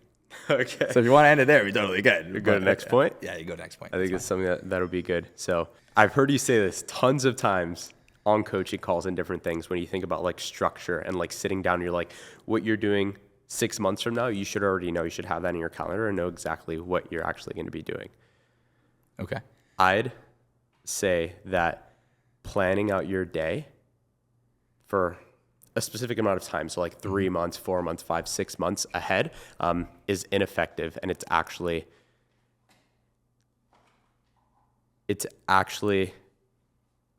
kind of holding you back towards what you could truly achieve, for sure. Elaborate, because I don't want to jump on it just yet. What is it? It's less efficient, is what you're saying. Like less efficient. Okay, why? 100%. Why is it less efficient? So I could give the example of myself. Everything. So for example, it's like me setting goals. Right now it's March. Yeah, I'm going to set goals for myself in November of 2026. And here, I know exactly what I'm going to do on November 9th. And it's going to be these things. And here's exactly how I'm going to get to my goal. I don't think that makes any sense. Okay. So for myself, Yep. the way why I even say that, I think about myself a year ago trying to set goals and tell me exactly how my day-to-day structure should be right now. When in that entire period, I've not only created so many more opportunities for myself and vehicles of how I'd get there, but I've also developed and just learned skill sets. And there's so many different avenues, right? So like, that's like assuming like you're going to know what's best for yourself in 6 months. Yeah. What's your alternative? Like, what are you doing now? Instead of planning out for 6, are you planning out for 3 months, 3 weeks? Are you just doing it day by day? I think like a good focus is having like, you have like specific like key things. You can have a general idea. Like for myself, as an example, I use my personal self, right? So for me, by the end of the year, $100,000 per month. Okay. For me, it's not exactly knowing exactly what my day is going to look like in December 3rd of 2026. Sure. It's knowing and taking the right steps to be able to develop the skill sets to actually get there. But I think as time goes on, as I create opportunities, as I actually meet more people, the way of how I'm actually going to get there is going to be a lot closer. So then when I'm closer to August, November, these pieces start coming together. Okay, you know what? I actually just created this new opportunity for myself. I'm on a new offer. This is what it'll look like. I have a management opportunity here, for example, content, all these different things. So that's the alternative for sure. Setting shorter term goals, but just having an idea of where you get, but being open to the possibilities of how you'd get there rather than the structure of like, this is exactly how I'm going to get to this goal. It's actually like a light bulb moment for me. Funny enough, I respect one that you can call me out on that too, because we work very closely together and you're on our team. So that's really good. Number 2 is you're even making me realize, is even a coaching point for me that I think is beneficial for everyone is sometimes, and especially the point that I'm at now where, I'm not closing on an offer. I mean, yeah, we close some deals for ourselves. We do some B2B stuff, B2C stuff. We close some deals for ourselves. But at the stage that I'm at, it makes a little bit more sense for someone like me at this point to do it in that way, and sharing that perspective, I think can be beneficial for you guys. But you're right, because when I go back to when I was closing for Iman, or when I was on Hormozi's team, I wasn't thinking a year down the road, 6 months down the road, like, what the hell? Like, man, I don't even know what I'm eating for lunch tomorrow. It's just not going to make any sense, right? So I agree with you. On that regard. I think based on where you're at, it may be less efficient and less beneficial for you because you're just not as clear on where you're going to be in 6 months or a year, right? I can say in a year from now, I'm going to be doing 500K a month, 600K a month, and all those numbers are great. But I have a clear mission, vision, and a machine strategy that I have to follow in order to make the company get there, that I have to commit to in order to make that happen. So whether it's like, I'm pulling different levers at this point, right? So building a brand, right? So building a brand around sales.io, building the personal brand, building YouTube, whatever that may be, right? So as a closer and for the position you're in, I would agree, right? Because now it's like you have so many other circumstances that are out of your control where like the marketing can change, the offer can change. You might need to change your offer, and you might not know that November 23rd, 2026, that you're still going to be on the team that you're on right now. And I think that does change things for sure. But I think as you grow, let's say you became a sales manager, let's say you run your own offer, I think you will shift to more long-term goals and long-term goal building eventually. And I think there's some good that you can take from my perspective. Because again, there's also people who say like, I try to have guys who tell me, oh, you need to know your whole year. You need to know this whole thing. And I remember trying to do that. And even at the beginning of this year, I was like trying to map that out, but it almost didn't make any sense to me. Because then it's like, if I tried to do what Hormozi is doing when he's doing hundreds of millions of dollars, $10 million, like I'm going to do the stupid shit that makes no fucking sense that a guy's doing $10 million a month while I'm only doing 100K, 200K. It doesn't make any sense. So that's where I think a lot of people make that mistake too. They try to chase goals for people who are like 20, 30 steps ahead of us, which again is a coaching point on my side. We're like even saying 6 months may be too far out for some of you guys. Maybe we can break it down to like a month at a time. That's a great point. I actually think like you're right. You're true. That is true. For your position, I agree. It might not work as efficiently or effectively for you. So I'd say you're right. Yeah. I think I disagree with your point a little bit as well, yeah. to be honest. Like, I even think like more, even like looking at it of the lens of a business owner. I'm not saying like being opposed to long-term goals. Of course, we all need like long-term goals and what they look like. But I guess like what I'd ask you is like, do you feel like JJ in 6 months from now is going to have a more clear understanding, is going to be higher level than the version of yourself right now? I mean, of course. But that's where you would obviously pivot, change the overarching goal. still stays the same. I think a lot of people don't have that clearer vision with Yeah, that's I think like the key points and metrics Yeah. are the same, but that's like Yeah. the point I'm like referring to. It's that it's like, you know, yourself in 6 months from now is gonna not only know a lot more, it's not going to be a lot more higher level, but it's going to have a lot more opportunities of ways of getting to that overarching goal that you don't know right now. So that's like the point I'm referencing. Sure. I mean, sure. and also when I say like you should understand what your day should look like, I think I'm talking about the structure of your day. Like your structure of day, you should know what it should look like, and that can change, right? It's like if I look at my structure from last year to this year, it's totally different. Like that's 100% true. But what you've done successfully is you found out what works more efficiently and effectively for Lou, and that's amazing. And because at the end of the day, like no matter what, like truthfully, like reality doesn't matter. It's your perception of the reality. 100%. And so everyone here is going to have their perspectives. You have your perspectives, and anyone's going to be like, oh, fucking JJ's totally right. Lou doesn't know what the fuck he's talking about. But people are going to be like, oh, Lou's totally right. Lou totally won that debate. But it doesn't really matter. People are going to agree with you. They're going to agree with me, and everybody's perception is going to be a little bit different. They've seen success. Yeah, in their own 100%. subjective Yeah, so, for sure. Okay, there's two controversial ones I have top of mind. I didn't even plan on doing these. One of them, very circumstantial, but I feel like there are situations where it is okay to close somebody and take their last dollar. Okay, I'm going to need you to explain. I actually might agree with you. I might agree with you. For sure. That's a little extreme, but I might agree with you depending on the circumstance. Extreme for sure. When I say last dollar, obviously we want to make sure they could get a meal, right? Like after, not worrying about anything like that, but like really drain somebody's bank account heavy for sure. The reason why I could even say that is because that's exactly what happened to me. I spent some of my last dollars to work with you 2 years ago. I had to beg my mom to help me pay for Iman's course, and doing that and having almost no money in my bank account was the best decision that I've ever made in my life. And it created so many doors and opportunities where now my ROI is probably 1,000x from what I was at before. And I've done the same closing for you. Yep. I've done the same to other people who tell me after, you've completely changed my fucking life. And I've literally left them with almost no money. And I actually felt good about it because it's something that I believe in for sure. There's two sides to that. Number one, I remember the day you closed, and yes, first off, I would love to show a screenshot that Lou sent me like 3 years ago. That was like, if what was it, Lou? It's like if you like every dollar that or every hour you invest into me, I'll give you 10x in return, something like that, or 100x in return. Do you remember that screenshot? Yeah, bro. Of course. We got the fucking Instagram message you. I'm not gonna lie. I was ghosting Lou a little bit. He was spamming me, and then he did say that. And the truth is, he thought I was a. No. Hey, cut that one out of the clip. Cut that out of the clip. But no. So okay, two sides to it. I think if you are truly leading with good intentions and you're serving the person on the other side, then yes, I think it makes sense. But I also, and I say this from the bottom of my heart for everyone watching, your product has to be fucking good. And that is true. That is true.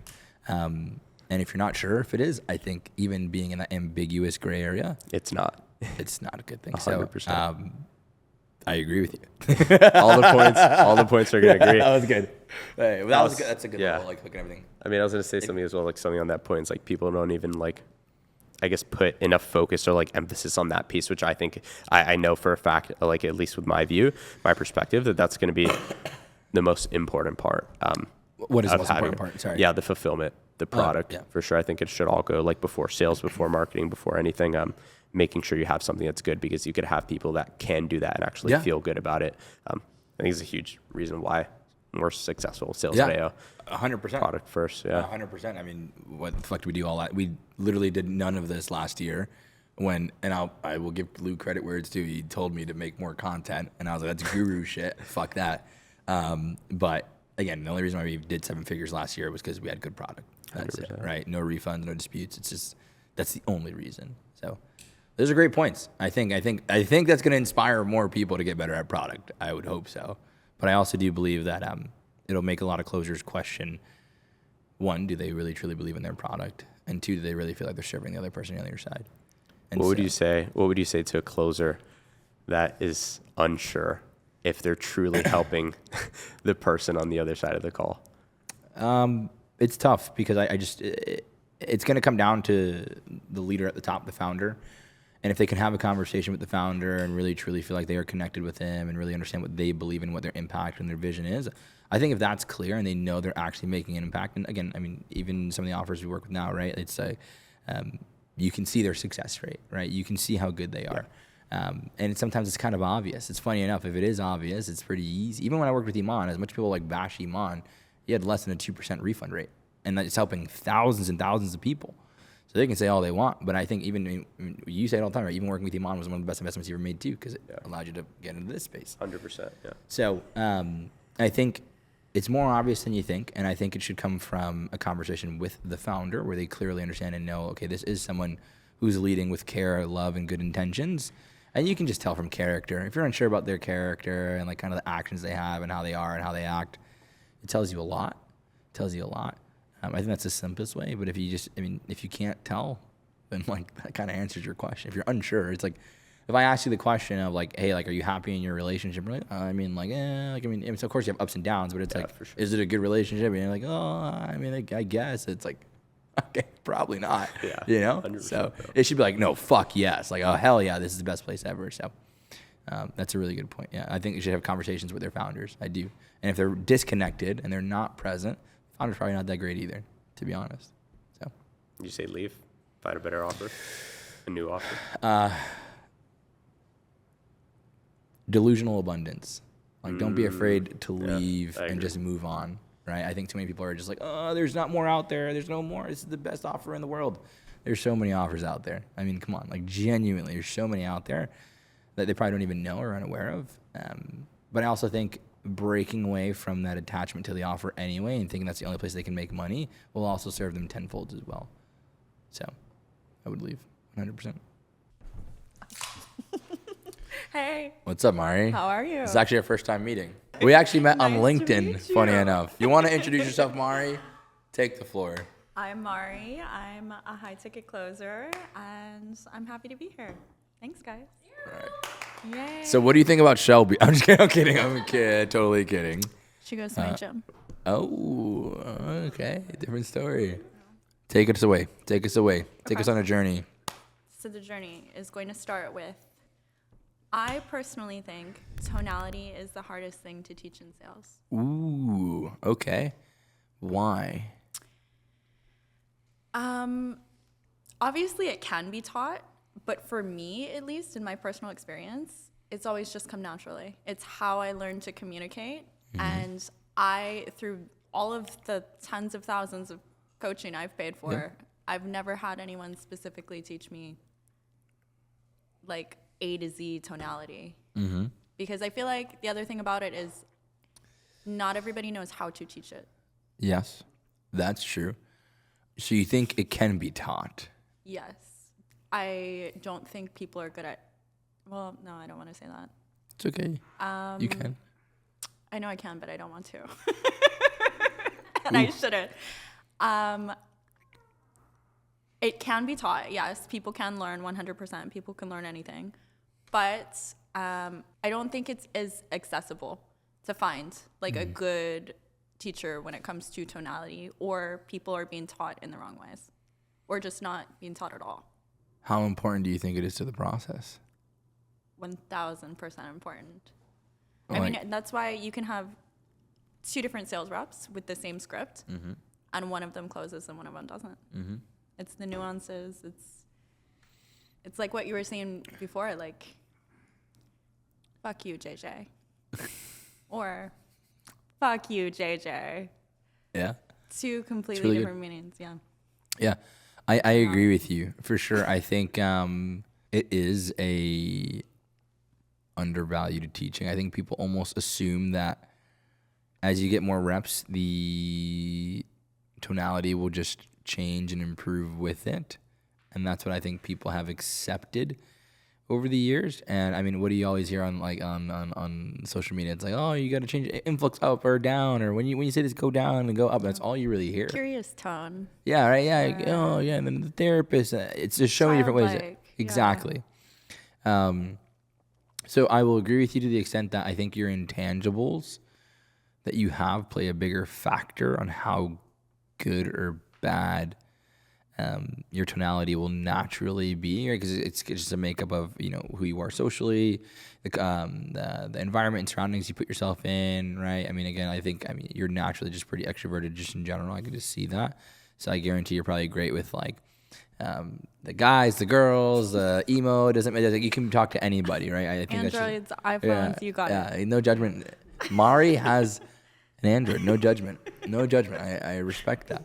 So, but my whole point in saying that is I agree with you. I don't think it's taught as much because I think it goes kind of with like Aaron almost. It's the similarity of like tonality and appointment setters is like that it's undermined because it's not as important and that it will just naturally be improved. So do you mean tonality is not as important in sales? Is that what you mean? I think most people don't think it's as important as it actually is, right? I think they're focusing on what to say versus how to say. I think they should complement each other. I think that if you're going to teach somebody what to say, you need to teach them how to say it as well and actually understand it. But I don't think most people understand it at that depth anyway. That makes sense. So I don't disagree with your point. I just think that the space is just, they're so focused. I don't know what it is now with just like all of the say it this way, say it when this happens, you do this, da da da da da. So probing question. Please. Do you feel like there are coaches that are good at teaching tonality? And do you feel like there's enough of them? It's tough to say because I mean, I'd even put myself in the category where I don't focus on tonality as much, right? I will critique people's tonality, but am I going to go through an entire masterclass of how to say this and what to do? Funny enough, after this video, I created that program because of you. but that's a good influence. It's definitely a good point because people will just jump into calls and say things in a certain way, and they will kind of just run that script of, hey, I've seen them say it this way, so I'm going to say it similarly, or at least try to.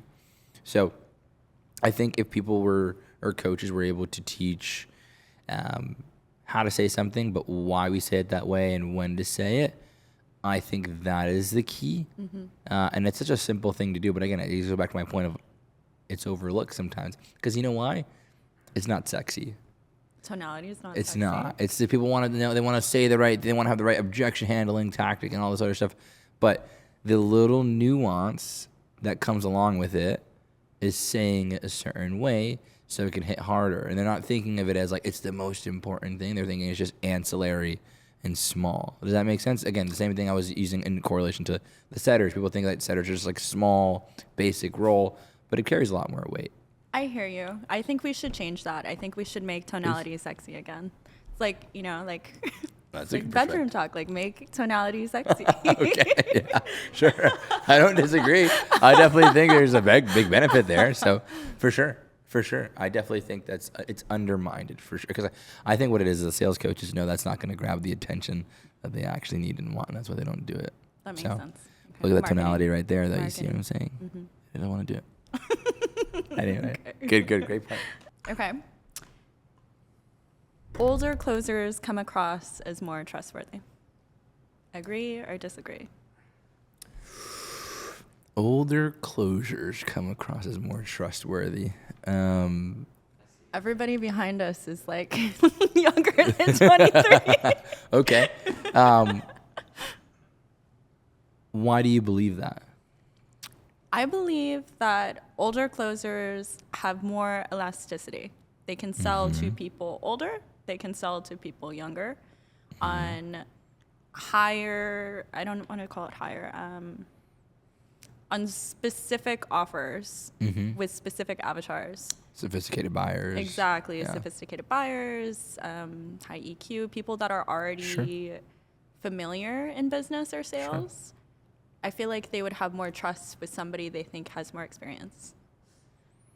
I think it kind of goes back to what Edgar was saying about like the good looks, right? And kind of in that realm. I think it's the same bucket where at Gym Launch there was a 19-year-old closer named Jacob Hopkins. I'm sure you know him. I had an interview with Jacob. Yep, of course. So solid. Right? So amazing guy, right? And what is he, 23 now, 24? Yeah. Would you think that? Probably not for the way he carries himself. I think it can be on both sides. Young and old, it can be your biggest asset or your biggest weakness. right? Because if you are the older closer and you're not aligning with how they're perceiving you, they're gonna be like, man, what the heck is this guy doing? That's true. He's 47 years old. I don't trust him. Or like 47 years old, man, this guy's a sales guy. For this guy, like, what are we doing? 47? Do you have a Lambo? Right? You know what I'm saying? Like, yeah, like stuff like that. They're gonna start judging that person. Like, oh man, he's trying to sell me a little course. Like, what is this?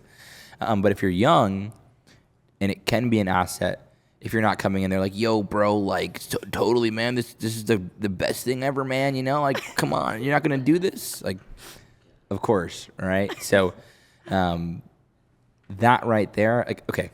And I'm not calling him out by any means. I think he's amazing. But like Brez Scales, right? So it's like if you watch that interview with him and he did this like 9 to 5ers and whatnot. I know somebody who's, Fortune 500 company or the CEOs are gonna be like, man, this guy's making millions. Seriously? Like, how? And it's not an offense to him, but it's a demographic he's attracting, who's he talking to, right? And I think if you show up that same exact way on calls with a more sophisticated older buyer, they're gonna get scared inevitably. But I've got a 22-year-old closer that I know who came in and did a coaching call for us at Sales.io. His name is Evan Brown. Amazing guy, 22 years old, but you would think he's like 35 the way he carries himself. It's amazing.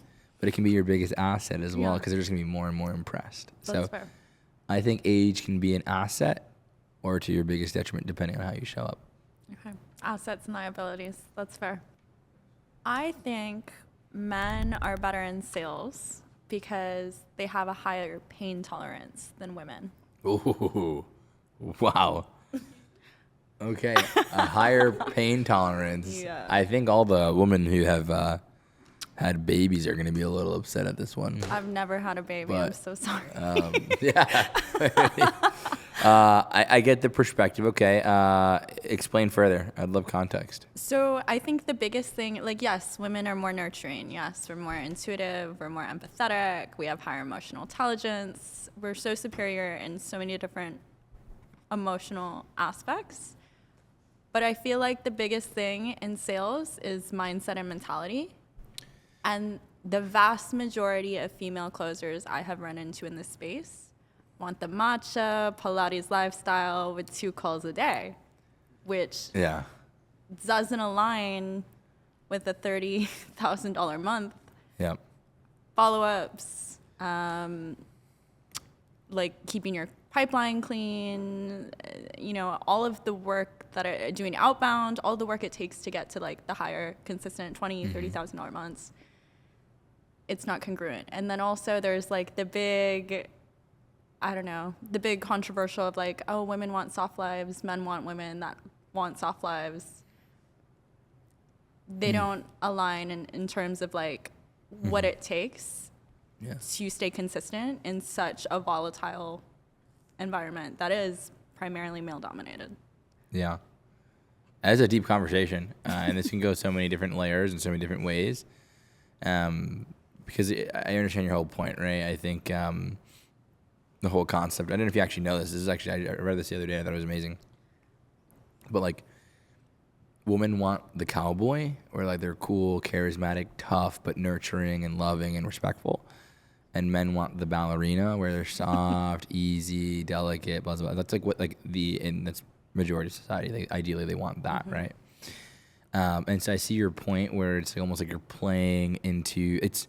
And so this, I mean, again, this is the truth. Right? This is not me calling her out, but anyways, again, Shelby is the one who pushes the lifestyle on the internet, and Alexis Mai, these girls want to show you the lifestyle that you can garner from it, right? That's the mimetic desire that they're creating within the women who are seeing that. That it's like, oh, I want to become ballerina, stay the ballerina, and not have to become a freaking dude to then make 20, 30K a month, right?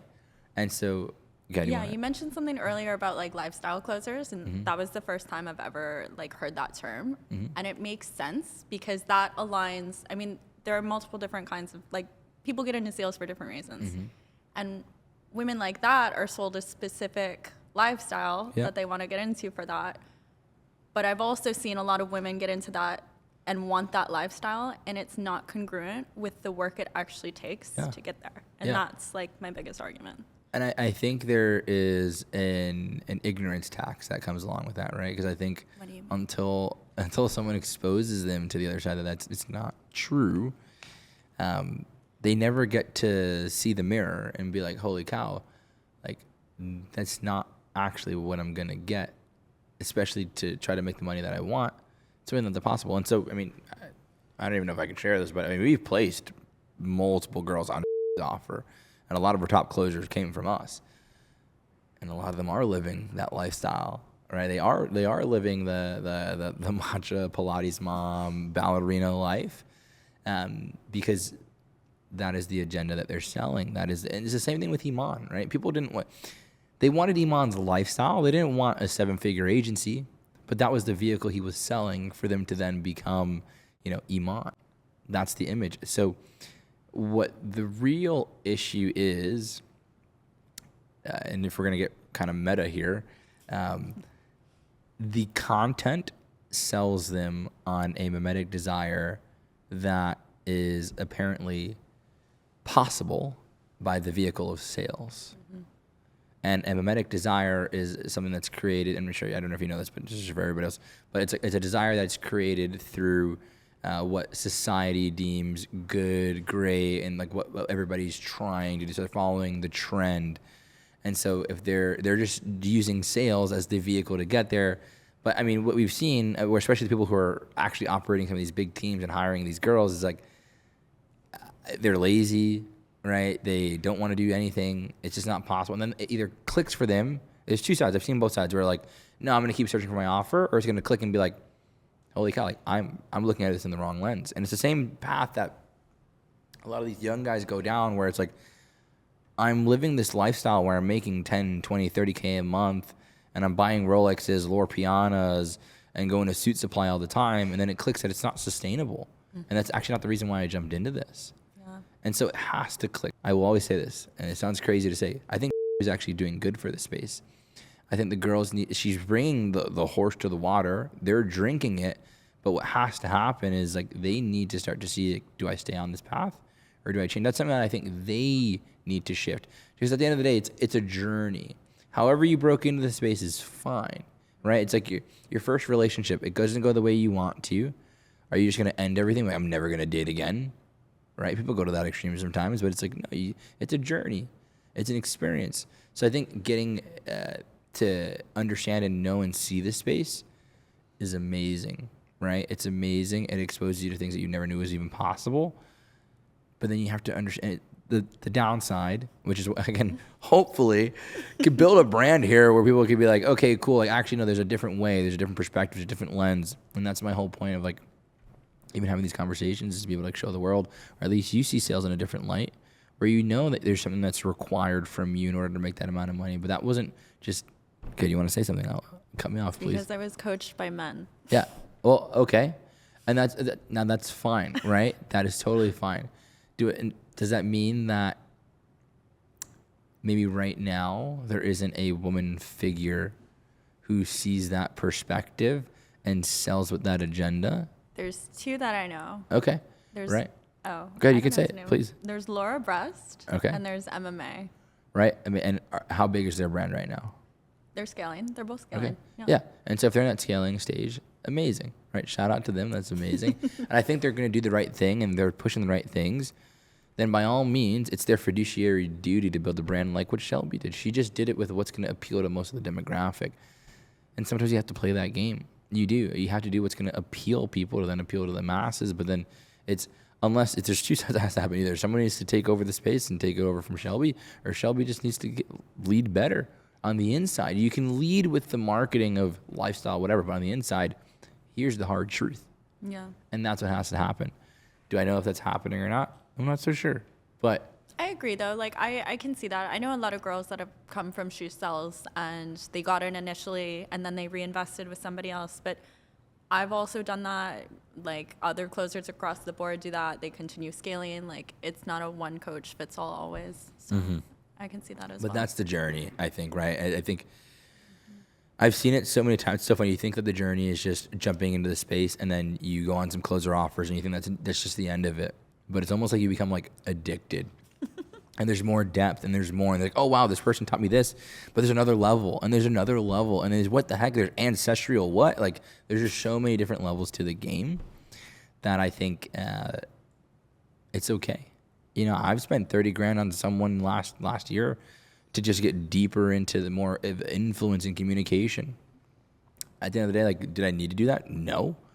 But I have the opportunity to. I might as well just get better and better and better, right? Yeah, That's what the no singing, impact you is. got better. Yeah. Exactly. So, I see your take. I think people in at least women sales for now, at least the most dominant in the space, are more focused on attention and content and marketing as opposed to product right now. I think that's okay because it is a mass market thing. I think the amount of people who came in, if you look at Iman and the amount of people who he brought into the online space, into the agency space, who are not doing that anymore, but are actually still doing very, very well for themselves and still pushing and creating companies, there's a lot. There's a lot. And so I think she's just kind of like a grandmother. Like Iman was a grandfather of the space. And I think as much people want to bash her and what she's done, whatever, I think there's some good that comes with it. I don't know her intentions, but at the end of the day, I think there's some good with it. She's like definitely a woman to aspire to. She's an incredible businesswoman.